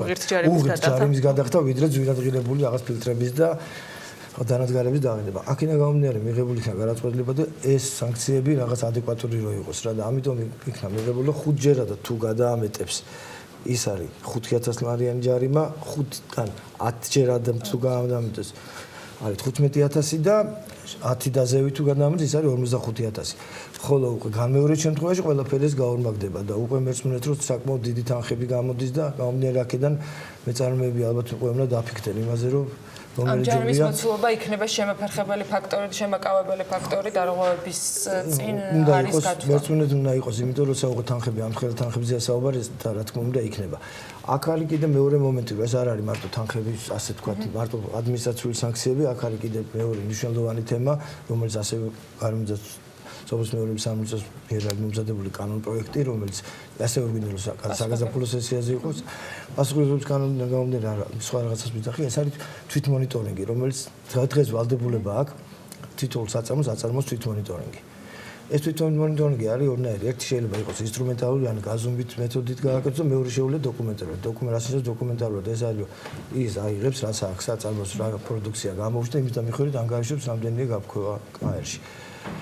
დღეს ჩვენ გვინდა რომ თვითმონიტორინგი უფრო ასე ვთქვათ გავხადოთ როგორც არის ევროპულ ქვეყნებში და ეს თვითმონიტორინგი იქნება აუცილებლად უწყვეტად უნდა მოხდეს ამის განსაზღვრა, ეს იქნება ელექტრონულ სისტემაზე დაყრდნობილი და ასე ვთქვათ თითო კომპანია უკვე ავტომატურად იქნება იქ გაფქვევის მილებში იქნება სპეციალური სენსორები, რომელსაც კომპიუტერის მეშვეობით და ელექტრონული სისტემის მეშვეობით ყოველწამიერად იქნება გაზომები. და ეს უკვე მეორე შემოფერხებელი ფაქტორი იქნება იქიდან გამომდინარე, რომ სამხელა ჯარიმები იქნება, იქ უკვე დაფიქსირდება თუ გადამეტება იქნება ავტომატურად მოხდება მათი. ძალიან დიდი მადლობა რომ იყავით ჩვენი სტუმარი, წარმატებებს გისურვებთ. დიმიტრი ღლონტი, გარემოს დაცვითი ზედამხედველობის დეპარტამენტის გარემოს ინტეგრირებული კონტროლის სამსახურის უფროსი იყო ჩვენი სტუმარი. მადლობა თეთრიაშენ და ჩვენ სტუმარს საინტერესო საუბრისათვის. პრობლემად გამოიკვეთა დეპუტატების მიერ კანონპროექტების სრულად გაუმჭრელად ინიცირება, რაც შეიცავს კორუფციის რისკებს. ვინაიდან უცნობია, ვის ინტერესებში შედის კონკრეტული კანონპროექტის ინიცირება. მაგალითად, თამბაქოს კონტროლის შესახებ კანონში ინიცირებული სრულების პროექტი არის ამის თვალსაჩინო მაგალითი. მიაჩნიათ არასამთავრობო ორგანიზაციაში, რომელსაც ეკაცი მაკურიძე წარმოადგენს. ბექა ბაციკაძე უმასპინძლებს სტუმარს რამდენიმე წუთში და დემოკრატიის ინდექსის საქართველოს ხელმძღვანელი ამ მიმართულებით საინტერესო საუბარს გვერდება.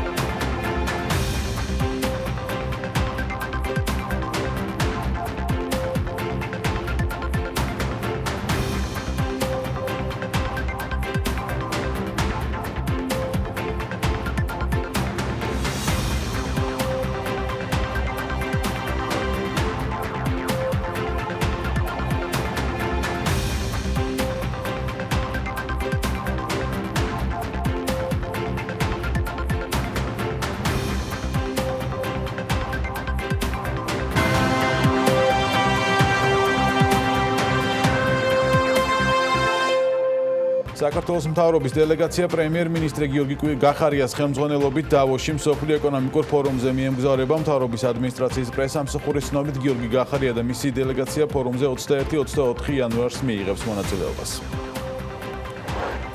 ფრონტერა საქართველოსგან 3.5 მილიარდი დოლარის კომპენსაციას ითხოვს საქართველოს ნავთობისა და გაზის კორპორაციაში. BMG-ს განუცხადეს, რომ ამჟამად დავას არბიტრაჟულ სასამართლოში მიმდინარეობს თავად საქმის არბიტრები კი ორივე მხარის მიერ არის შერჩეული. საქართველოს ევროკავშირში ექსპორტი მზარდია 2019 წელს ზრდის ტემპმა 13% შეადგინა, სულ ამ სივრცეში 825 მილიონ 700.000 დოლარის ექსპორტი განხორციელდა, ეს კი ქვეყნის მთლიანი ექსპორტის 21.9% შეადგენს. ინვესტორი თბილისის და კასპიის ქარის ელექტროსადგურებში 150 მილიონი დოლარის ჩადებას გეგმავს, როგორც BMG საქართველოს განახლებადი ენერგიის კომპანიაში განუცხადეს თბილისსა და კასპში ჯამში 108 მეგავატის სიმძლავრის ელექტროსადგურების მშენებლობას მათი შვილობილი კავკასიის ქარის კომპანია განახორციელებს. საერთაშორისო სარეიტინგო სააგენტომ Fitch Ratings-მა TBC Leasing-ს გრძელვადიანი საკრედიტო რეიტინგი BB- მიანიჭა სტაბილური პერსპექტივით. Fitch Ratings-ის მიერ გავრცელებული ინფორმაციაში ნათქვამია, რომ TBC Leasing-ი წარმოადგენს ბაზრის ლიდერ კომპანიას, რომელიც უზრუნველყოფს დაფინანსებას კორპორატიული კლიენტებისთვის, ასევე მცირე და საშუალო ბიზნესისთვის, მიკრობიზნესებისა და ფიზიკური პირებისთვის. საერთაშორისო სარეიტინგო სააგენტო Fitch Ratings-მა Terabank-ს სტაბილური პროგნოზით გრძელვადიანი საკრედიტო რეიტინგი B+ მიანიჭა. სარეიტინგო შეფასება სხვადასხვა მონაცემს აერთიანებს იგი ბანკის დადებით ფინანსურ მაჩვენებლებს და იმ ახალ სტრატეგიას ეყრდნობა, რომელიც მცირე თუ საშუალო ბიზნესის მხარდაჭერას, მიკრო და საცალო დაკრედიტებას ითვალისწინებს. Google-ის მფლობელი კომპანია Alphabet-ის კაპიტალიზაციამ ისტორიულ რეკორდს მიაღწია და $1 ტრილიონ გადააჭარბა. Alphabet-თან ერთად $1 ტრილიონ მეტი ღირს Microsoft-ი და Apple-ი. Apple-ი ყველაზე ძვირად ღირებულია, რომლის საბაზრო ღირებულება დაახლოებით $1.4 ტრილიონი. Microsoft-ის კი $1.3 ტრილიონი. დილამშვიდობის, ვინ თუ არა ამერიკელები განსაკუთრებულად გამოირჩევიან შინაური ცხოველების მიმართ სიყვარულით, თუ ჩვენ ნინი ლონგურაშვილს არ ჩავთვლით, რომელიც ამ მიმართულებით ამერიკელ ოჯახებს კონკურენციას ნამდვილად უწევს. Როგორც აღმოჩნდა, ამერიკის შეერთებულ შტატებში ოჯახების 38-90% ძაღლი ყავს და მასზე ზრუნვაში არც თუ ისე მცირე ფინანსებს ხარჯავს. ეს დეტალი კი კონკრეტულმა პირებმა კარგად გამოიყენეს და დღეს ამერიკის შეერთებულ შტატებში არაერთ ადამიანს შეხვდებით, რომელიც ძაღლების გასეირნებით საკმაოდ სოლიდურ თანხას გამოიმუშავებს. თუ ამერიკაში გეგმავთ წასვლას ნამდვილად დაგეხმარებათ დამატებით ფინანსების მოძიებაში ეს ბიზნესი, ვნახოთ ანუკა ჯოხაძის სიუჟეტი. Hey, be good kiddo. I gotta go to work. I love you. Bye. ამერიკის შეერთებულ შტატებში 4 ფეხა მეგობრებს არაერთ ოჯახში შეხვდებით, რომლებიც ამ ოჯახის სრულუფლებიანი წევრები არიან. World Atlas-ის მონაცემებით ამერიკის შეერთებულ შტატებში ამ ეტაპზე 77 მილიონამდე ძაღლი ცხოვრობს. განსაკუთრებით კი მათი რაოდენობა ბოლო წლებში გაიზარდა. მათი მეპატრონეების ასაკი ძირითადად 23 წლიდან 38 წლამდე მერყეობს. ამისაკის ადამიანები მზად არიან იმაზე ბევრად მეტი დახარჯონ თავიანთი 4 ფეხა მეგობრების კეთილდღეობაზე, ვიდრე მანამდე. კოებასთან, გაწვრთნასთან და ვეტერინართან ვიზიტების გარდა ამერიკელები ხშირად საკმაოდ სოლიდურ თანხას იმ ადამიანებს უხდიან, რომლებიც შინაურ ცხოველებს ყურადღებას სწორედ მაშინ აქცევენ, როცა ისინი სამსახურში არიან, ან სხვა ქალაქს საქმიანი ვიზიტით სტუმრობენ. ამ დროს კი ძაღლების პროფესიონალი გამსეირნებლები ამერიკის შტატების ქუჩებში ძაღლებს პატრონის მოუცლელობას ნამდვილად არ აგრძნობინებენ. ამ საქმიანობით დაკავებულ ადამიანებს ჩვენთან საქართველოში შეხვდებით. თუმცა ამერიკაში ეს ბიზნესი ბევრად უფრო მძლავრად არის განვითარებული, რომელიც ჯერ კიდევ 1960 წლიდან ჯიმ ბაკმა ნიუ-იორკში დაიწყო. დღეს ის ადამიანები, რომლებიც ძაღლის პროფესიონალი გამსეირნებლის სახელით მუშაობენ ბაზარზე, უნდა აკმაყოფილებდნენ გარკვეულ მოთხოვნებს და ამის ლიცენზიაც კი უნდა ჰქონდეთ. თუმცა ამ მიმართულებით ამერიკის შეერთებულ შტატებში ძაღლის მეპატრონეები წელიწადში $1 მილიარდამდე ხარჯავენ.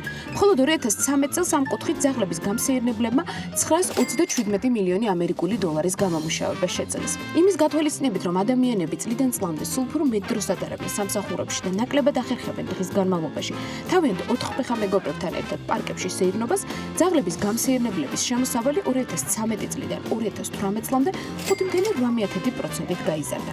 ამ დროისთვის ამერიკაში ამ ბიზნესში 29000-მდე კომპანია არის ჩართული, სადაც 52000 ადამიანია დასაქმებული და მათი ძირითადი საქმიანობაც სწორედ შინაური ცხოველების მოუცლელი მეპატრონეების დახმარებას წარმოადგენს. ამ მიმართულებით მომუშავე ბიზნესები მომავალი 5 წლის განმავლობაში მოთხოვნის კიდევ უფრო ზრდას ვარაუდობენ. თუმცა იმასაც ამბობენ, რომ შესაძლოა ანაზღაურების რაოდენობა შემცირდეს კიდეც, რადგან მიმწოდებლების რაოდენობა ბაზარზე ყოველწლიურად იზრდება.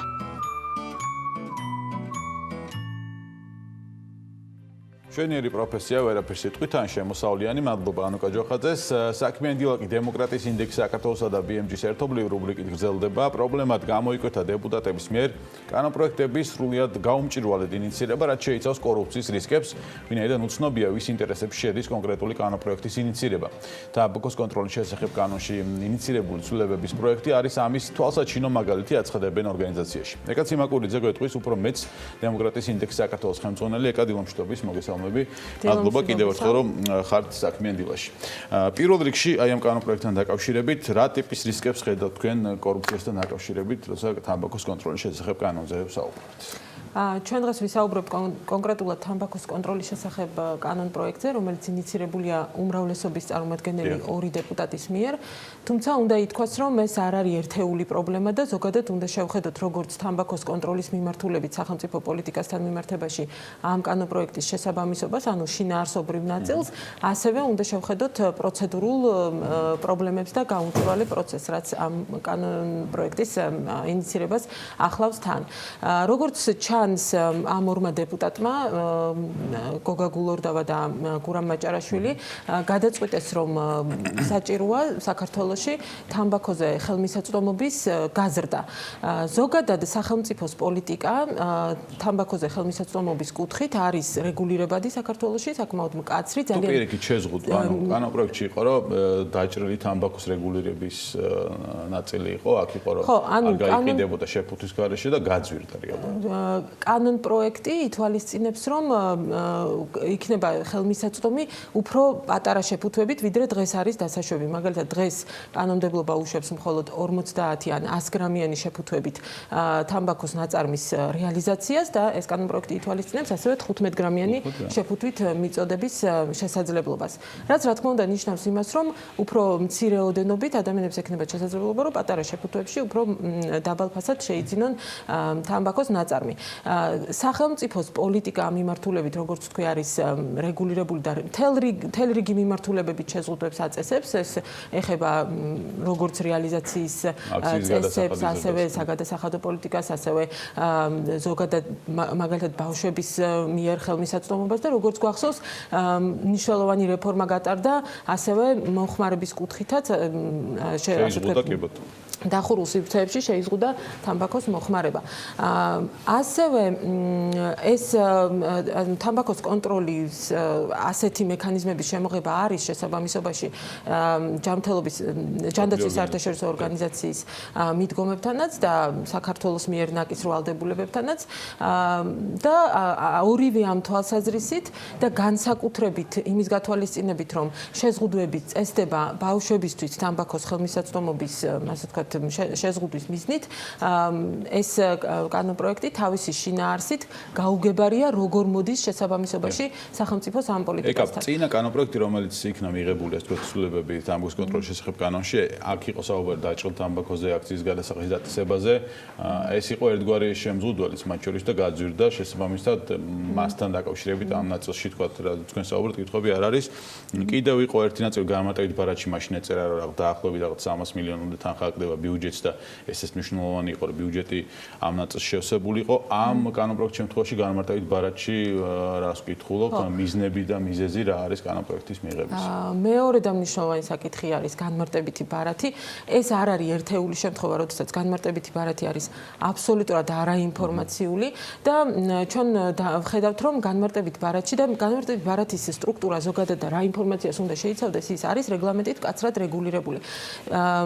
განმარტებით ბარათში მოთხოვნილი მაგალითად კანონპროექტის ინიცირების მიზანი, მიზეზი, საჭიროება, რატომ არის აუცილებელი ამ კანონპროექტის მიღება, ამ ნაწილებში, ამ კონკრეტული კანონპროექტის შესახებ ფაქტობრივად ინფორმაცია არ არის მოცემული. ყველა ამ ასე ვთქვათ პუნქტში მითითებული არის, რომ რეალურად მითებულია კანონპროექტის არსის შესახებ ინფორმაცია და არა მიზეზის, ასე ვთქვათ, მიზნის და საჭიროების შესახებ, რაც არის ძალიან მნიშვნელოვანი.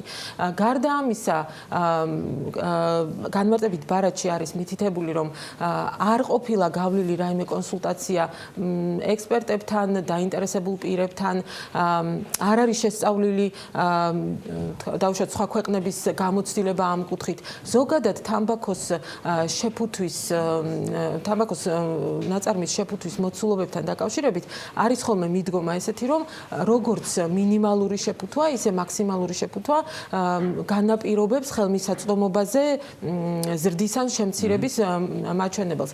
პატარა შეფუთვებით, როგორც ახლა არის შემოთავაზებული 15 გრამიანი შეფუთვებით მიწოდება არის ასე ვთქვათ ზრდის ხელმისაწვდომობას მათ შორის ბავშვებში, ხოლო დაუშვათ 100 გრამზე მეტი ან უფრო დიდი შეფუთვებით ხელმისაწვდომობა ასევე იძლევა შესაძლებლობას რომ მარაგი გააკეთოს ადამიანმა თამბაქოსი და ზრდის მოხმარებას. ამიტომ არის ზუსტად რომ ორივე ეს მაჩვენებელი არის ხოლმე დარეგულირებული და ჩვენთან ეს მონაცემი არის 50 და 100.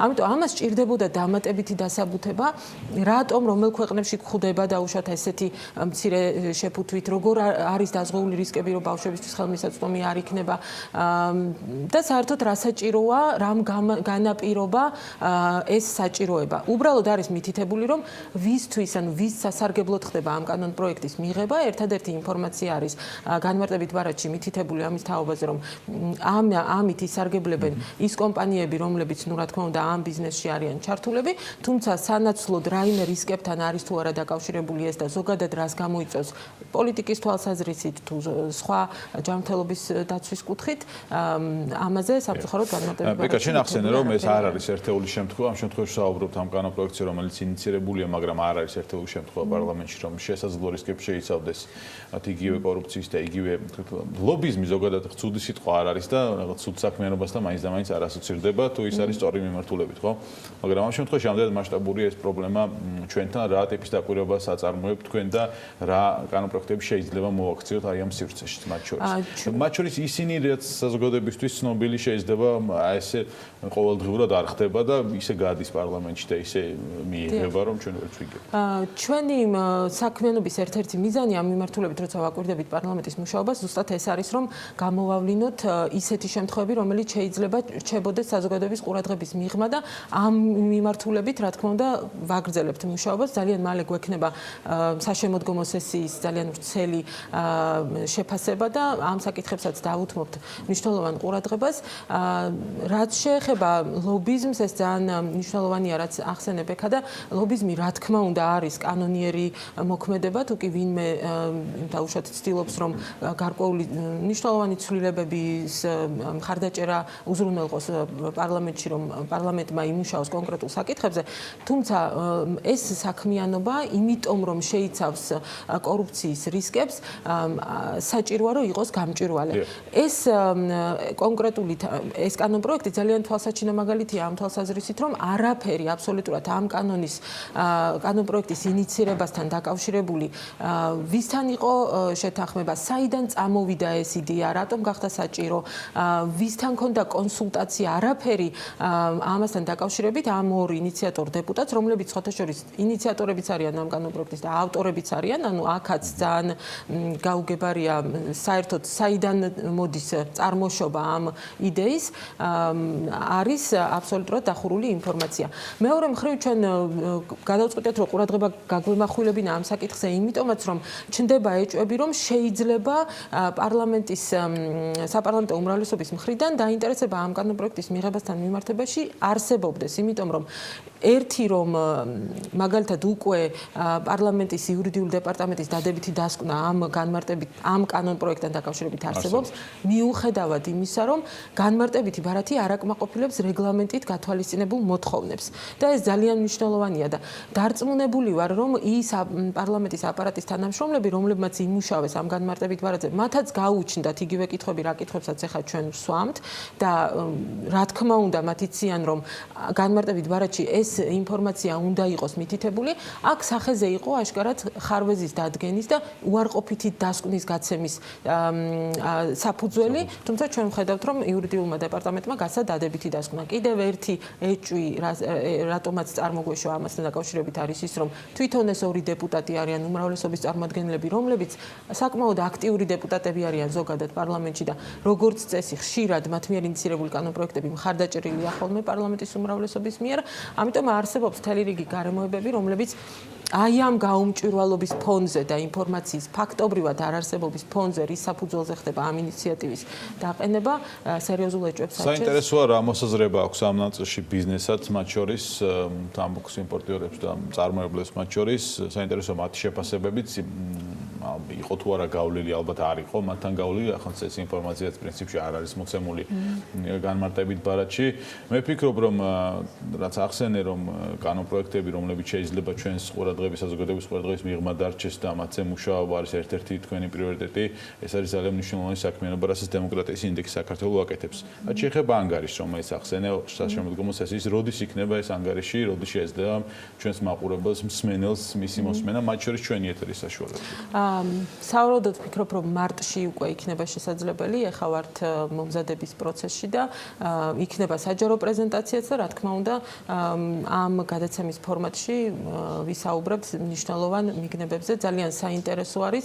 ზოგადად საშემოდგომო სესია ძალიან ისეთი ფორს მაჟორია. დიახ, და სხვათა შორის აი ერთი დიდი დაკვირვება რაც შეიძლება რომ აქ გამოვყოთ, არის ის, რომ პარლამენტს შეუძლია და შემდეგ ამაზე უფრო დავკონკრეტდები კიდევაც სხვა გადაცემებში, მაგრამ ზოგადად რაც იკვეთება არის, რომ პარლამენტს შეუძლია გაცილებით უფრო აქტიური იყოს, გაცილებით უფრო ეფექტიანი იყოს თავის საქმიანობაში და სამწუხაროდ აი მინიმალურია ის, რასაც ამ თვალსაზრისით პარლამენტი ახერხებს ჯერჯერობით სურათი ასეთია.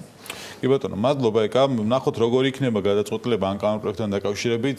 ცხადია ჩვენ შევეცდებით რომ ბიზნეს პოზიციაც მოვიკითხოთ, როგორი შეფასება აქვთ მათ იმ ახალ ცვლილებებზე, რომელიც პარლამენტში უკვე დაინიცირებულია.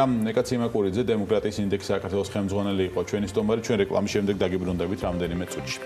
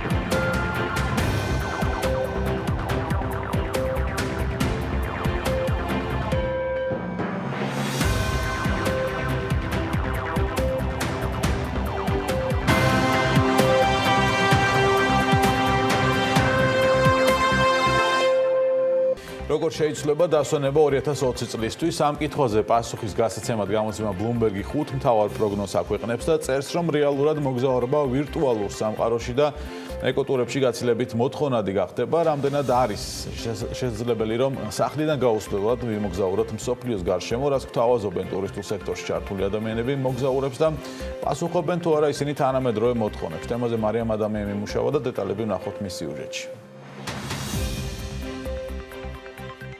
Bloomberg-ის ინფორმაციით 2020 წლისთვის მსოფლიოს გარშემო მოგზაურების საშუალებები იცვლება და უფრო ვირტუალური და ეკოლოგიურად სუფთა გახდება. უფრო ზუსტად რომ აღიხსნათ, რას გულისხმობს ის 5 პროგნოზი, რომელიც ტურისტულ სექტორში 2020 წლისთვის კეთდება მიყვეთ თანმიმდევრულად და ვიმოგზაუროთ თქვენთან ერთად ვირტუალურად სახლიდან გაუსვლელად და თანაც ისე რომ ეკოლოგიაც ნაკლებად დავაბინძუროთ.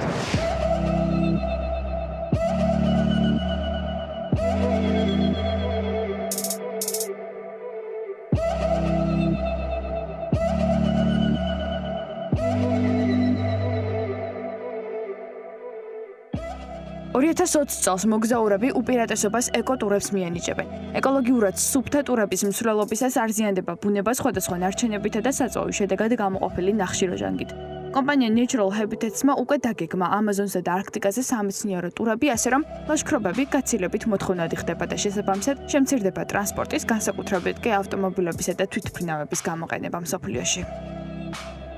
ჩვენ თანამედროვე ცხოვრების სტილი და მუდმივი კონტაქტი ტექნოლოგიებთან დამეთანხმებით ალბათ რომ სულად აისახება ჩვენს ჯანმრთელობა და შესაბამისად ადამიანების უმეტესობა ანიჭებს უპირატესობას ლაშქრობას და ბუნებაში სიარულს. სწორედ ამ ტექნოლოგიების გამოყენებით კი შესაძლებელი არის თან ვიყოთ სახლში და თან ბუნებაც ვათვალიეროთ.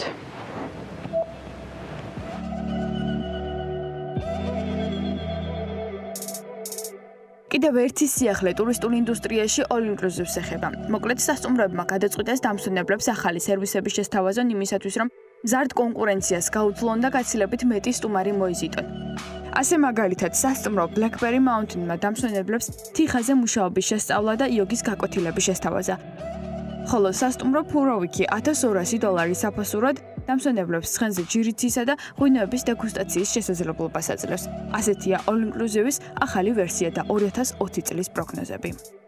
ვირტუალური ტურიზმი ეს არის ტრენდი, თანამედროვე, რომელიც ფეხს იკიდებს და ძალიან სწრაფი ტემპით იზრდება. იზრდება აღმოჩნდა ორი მიმართულება აქვს ამ ვირტუალურ ტურიზმს. ერთი არის უფრო შემეცნებითი და ამ შემთხვევაში ადამიანები ვირტუალურ რეალობის აპლიკაციებს იყენებენ იმისთვის, რომ უფრო ინფორმირებულად და უფრო სწორად აქამდე არსებულ მეთოდთაგან ყველაზე უფრო ეფექტურად შეარჩიონ ის ადგილები, სადაც შეიძლება ისინი წავიდნენ. მეორე მიმართულება არის უფრო პასუხობს თავის სახელს ვირტუალურ ტურიზმს.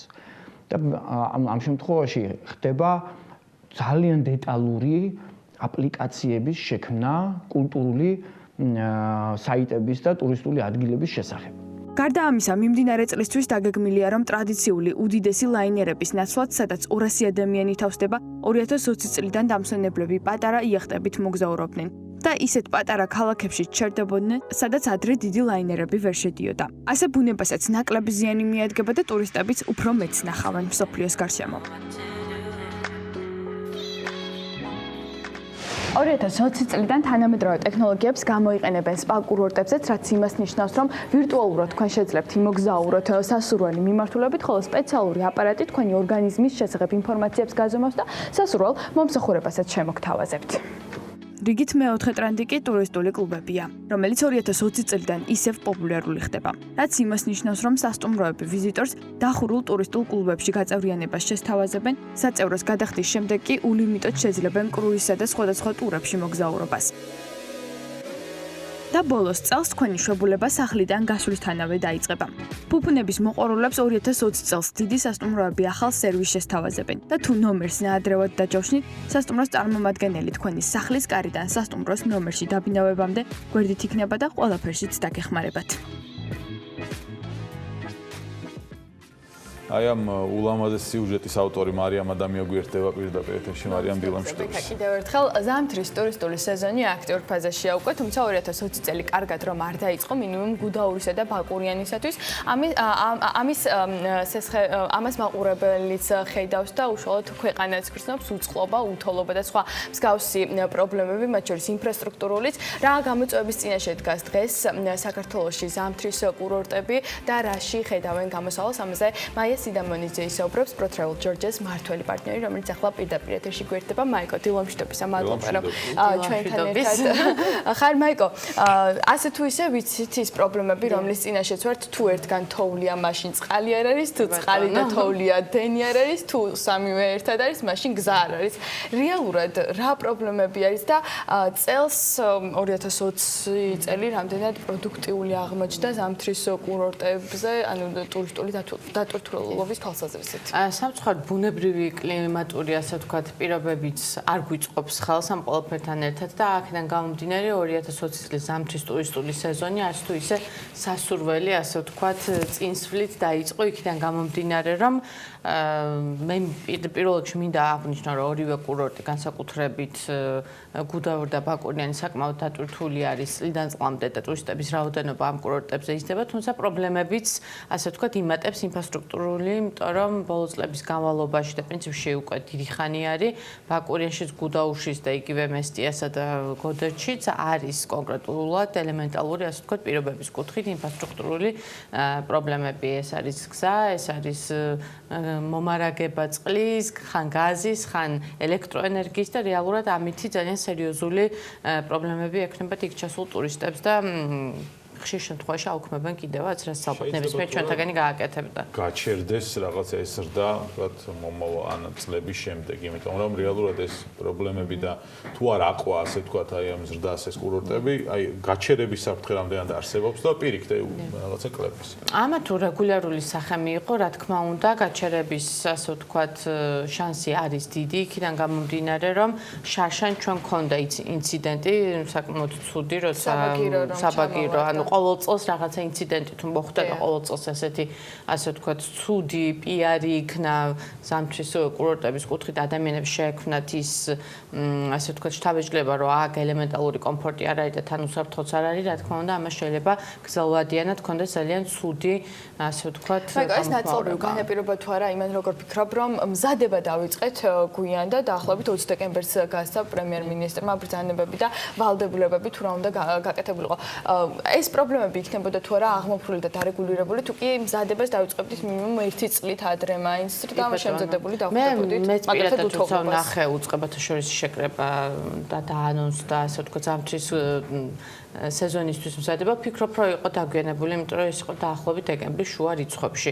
ვიცი, რომ ტურიზმის ეროვნული ადმინისტრაცია მარკეტინგულ კამპანიებს რამოდენიმე თვით ადრე იწყებს, ანუ რეალურად ამ მხრივ მზადება, რომ ტურისტები ჩამოვიდნენ და რაოდენობა გაიზარდოს, ხდება ბევრად უფრო ადრე, მაგრამ ინფრასტრუქტურულად რომ ვიყოთ მზად, ხდება სულ რაღაცა რამოდენიმე კვირით ადრე, რაც ვფიქრობ, რომ უფრო სერიოზულ მიდგომას და სტრატეგიულ მიდგომას საჭიროებს, რომ გრძელვადიანად გადაიჭრას ეს პრობლემები, იმიტომ დღეს თუ იგივე ბაკურიანში ვნახავთ, რომ სასტუმრო ოთახების რაოდენობა ფაქტიურად გაორმაგებული არის ბოლოს სულ რამოდენიმე წლის განმავლობაში.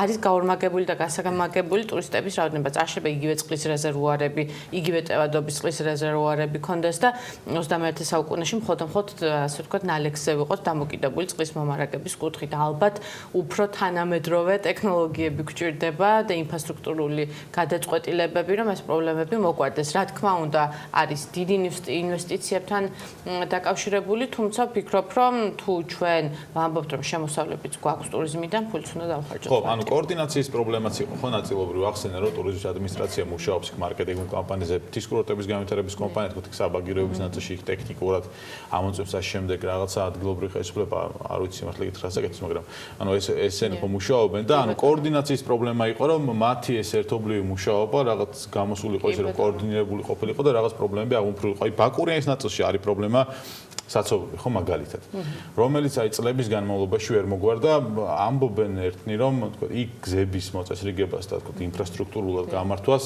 არ მოიტანს ეს შედეგს აი რა გამოსავალი შეიძლება იყოს ამ შემთხვევაში რომ იქ ეს საერთაშორისო პრაქტიკები გვაქვს მრავალი იგივე საფრანგეთში იგივე იტალიაში ავსტრიაში ანუ სხვადასხვა სამთო-სათხილამურო კურორტებზე სადაც ესეთი პრობლემები არის მოგვარებული და არსებობს ასე ვთქვათ გამოცდილი პრაქტიკა, სადაც შეგვიძლია ელემენტარულად რაღაცის კოპირება გავაკეთოთ და გავაკეთოთ ჩვენ ქვეყანაშიც. იყო ადრე იგივე ბაკურიანზე საუბარი, რომ დაყოფილიყო ცალკე პარკინგი მაგალითად და შემდგომში უკვე იქ იმოძრავებდა ელექტრომობილები ან ესეთი ტიპის ტრანსპორტი. ანუ არსებობს ბევრნაირი ტიპის გადაწყვეტილება და როცა ჩვენ ვხედავთ, რომ უკვე ჩიხში ვართ შესული, რა თქმა უნდა, მნიშვნელოვანია ეს გადაწყვეტილება მივიღოთ. პრობლემა რა თქმა უნდა კოორდინაციას არის, იმიტომ თუნდაც ამ ინციდენტის განმავლობაში მე ვნახე, რომ რაღაცა ურთიერთგადაბრალების ასე ვთქვათ და თავის თავზე პასუხისმგებლობის აღების რეჟიმიც აიყო და ბოლოს გაანთავისუფლეს მაგალითად გაერთიანებული წყალმომარაგების ხელმძღვანელი, რომელიც სავარაუდოდ შეიძლება იყო პასუხისმგებელი, მაგრამ ამ შემთხვევაში შედეგი ამას მე მგონი მაიკლ, გასაგებია რომ პირველი ეს ნაკადი ვინც ჩამოვიდა, ანუ წლის დასაწყისში ეს სეზონი ჩავარდა. თუმცა რა იქნება შენი რჩევა იმისათვის, რომ მეორე ნაკადი როდესაც ჩამოვა უკვე თებერვლის ბოლოს მარტის დასაწყისში, რომ მათ დავხვდეთ მომზადებული, რა უნდა გააკეთოს ტურიზმის ეროვნულმა ადმინისტრაციამ, იგივე ღვთის კურორტების კომპანიამ და სახელმწიფომ ყველამ ერთად. სავარაუდოდ რეკომენდირებული იქნება, რომ ის შეხვედრა, რომელიც დეკემბრის შუა რიცხვებში ჩატარდა, დღეიდანვე კიდევ ჩატარდა, შეიქმნა სამუშაო ჯგუფი შეიკრიბოს კომპეტენტური ადამიანები, რომლებიც გამოვლენენ ნამდვილ მიზეზებს, რატომ ხდება წყალმომარაგების თუ გაზმომარაგების თუ ესეთი ტიპის პრობლემები ამ კურორტებზე და დაიწყოს ამაზე, ასე ვთქვათ, მუშაობა, რომ შემდეგი სეზონისთვის უკვე მზად შევხვდეთ აქ ჩამოსულ ტურისტებს და არ მოუწიოთ ჯავშნების გაუქმება ან სასტუმროების დატოვება, რაც საკმაოდ დიდი, ასე ვთქვათ, ზარალი არის ადგილობრივი ჯამში იქონიებს თუ არა ფინანსურ ნაწილში გასაგებია, რომ რაღაც ნაწილი ჯავშნების გაუქმდა, ზოგიერთი შეიძლება ორი დღით ადრე წამოვიდა და აპირებდა მეც დარჩენას ეს რაღაც გარკვეული გავლენა არის, მაგრამ უფრო დამაზიანებელი ალბათ არის ეს იმიჯურად. ანუ ჯამში ეს იმიჯურად დაზიანება რაიმე ტიპის შედეგებს მოგვიტანს თუ არა უკვე მომავალი წლისთვის, აი როგორ ფიქრობ, თუ არ იყო ამ მასშტაბის. ჩვენ ხშირ შემთხვევაში თავს ვიმშვიდობთ, რომ ეს რაღაცეები ყველგან ხდება და ჩვენ არ გვაქვს, არ შეგვიძლია ჩვენ თავს ამის უფლება მივიცეთ ჩვენ ქვეყანაში. თუმცა რა თქმა უნდა, მოკლე ვადიანი, ასე ვთქვათ, შედეგები აქვს, გრძელვადიანი ექნება ისევ და ისევ იმ შემთხვევაში, თუ ეს გაგრძელდა და რეგულარული ხასიათი მიიღო. მადლობა, მაიკო, როგორც ყოველთვის სამომწარო ინფორმაციისთვის. როგორ დაიწყო, მაგრამ სადაც თოვლია იქ შუქი არ არის. თუ შუქი არის, წყალი არ არის და თუ სამი ყველაფერი ერთად არის, მაშინ გზა არ არის. ამ შემთხვევაში ყველაფერი არის, საქართველოში არ არის. ასეა კი, მაგრამ მე ვფიქრობ, რომ თუ თოვლი მოვა, მაინც ინფორმაცია გავაქვეყნიდა, რომ საქართველოში ახალი თოვლია და ვისაც უყვარს free riding-ი აუცილებლად ჩამოვა საქართველოში. მაია სიდამონიძე პროტრეულ ჯორჯეს მართველი პარტნიორი იყო ჩვენთან გადაცემაში და ვსაუბრობდით 2020 წლის ზამთრის კურორტებზე თუ როგორ დაიწყო სეზონი და როგორ განვითარდება ის უკვე თებერვლის ბოლოს და მარტის დასაწყისში. მადლობა მარიამ ადამიანს და მაია სიდამონიძეს. საქმიანი დილას ამით ვასრულებთ. ჩვენ საქმის კურსს გამოშვებაში ვხვდებით ერთმანეთს. მადლობა თქვენ ყურადღებისთვის. დროებით.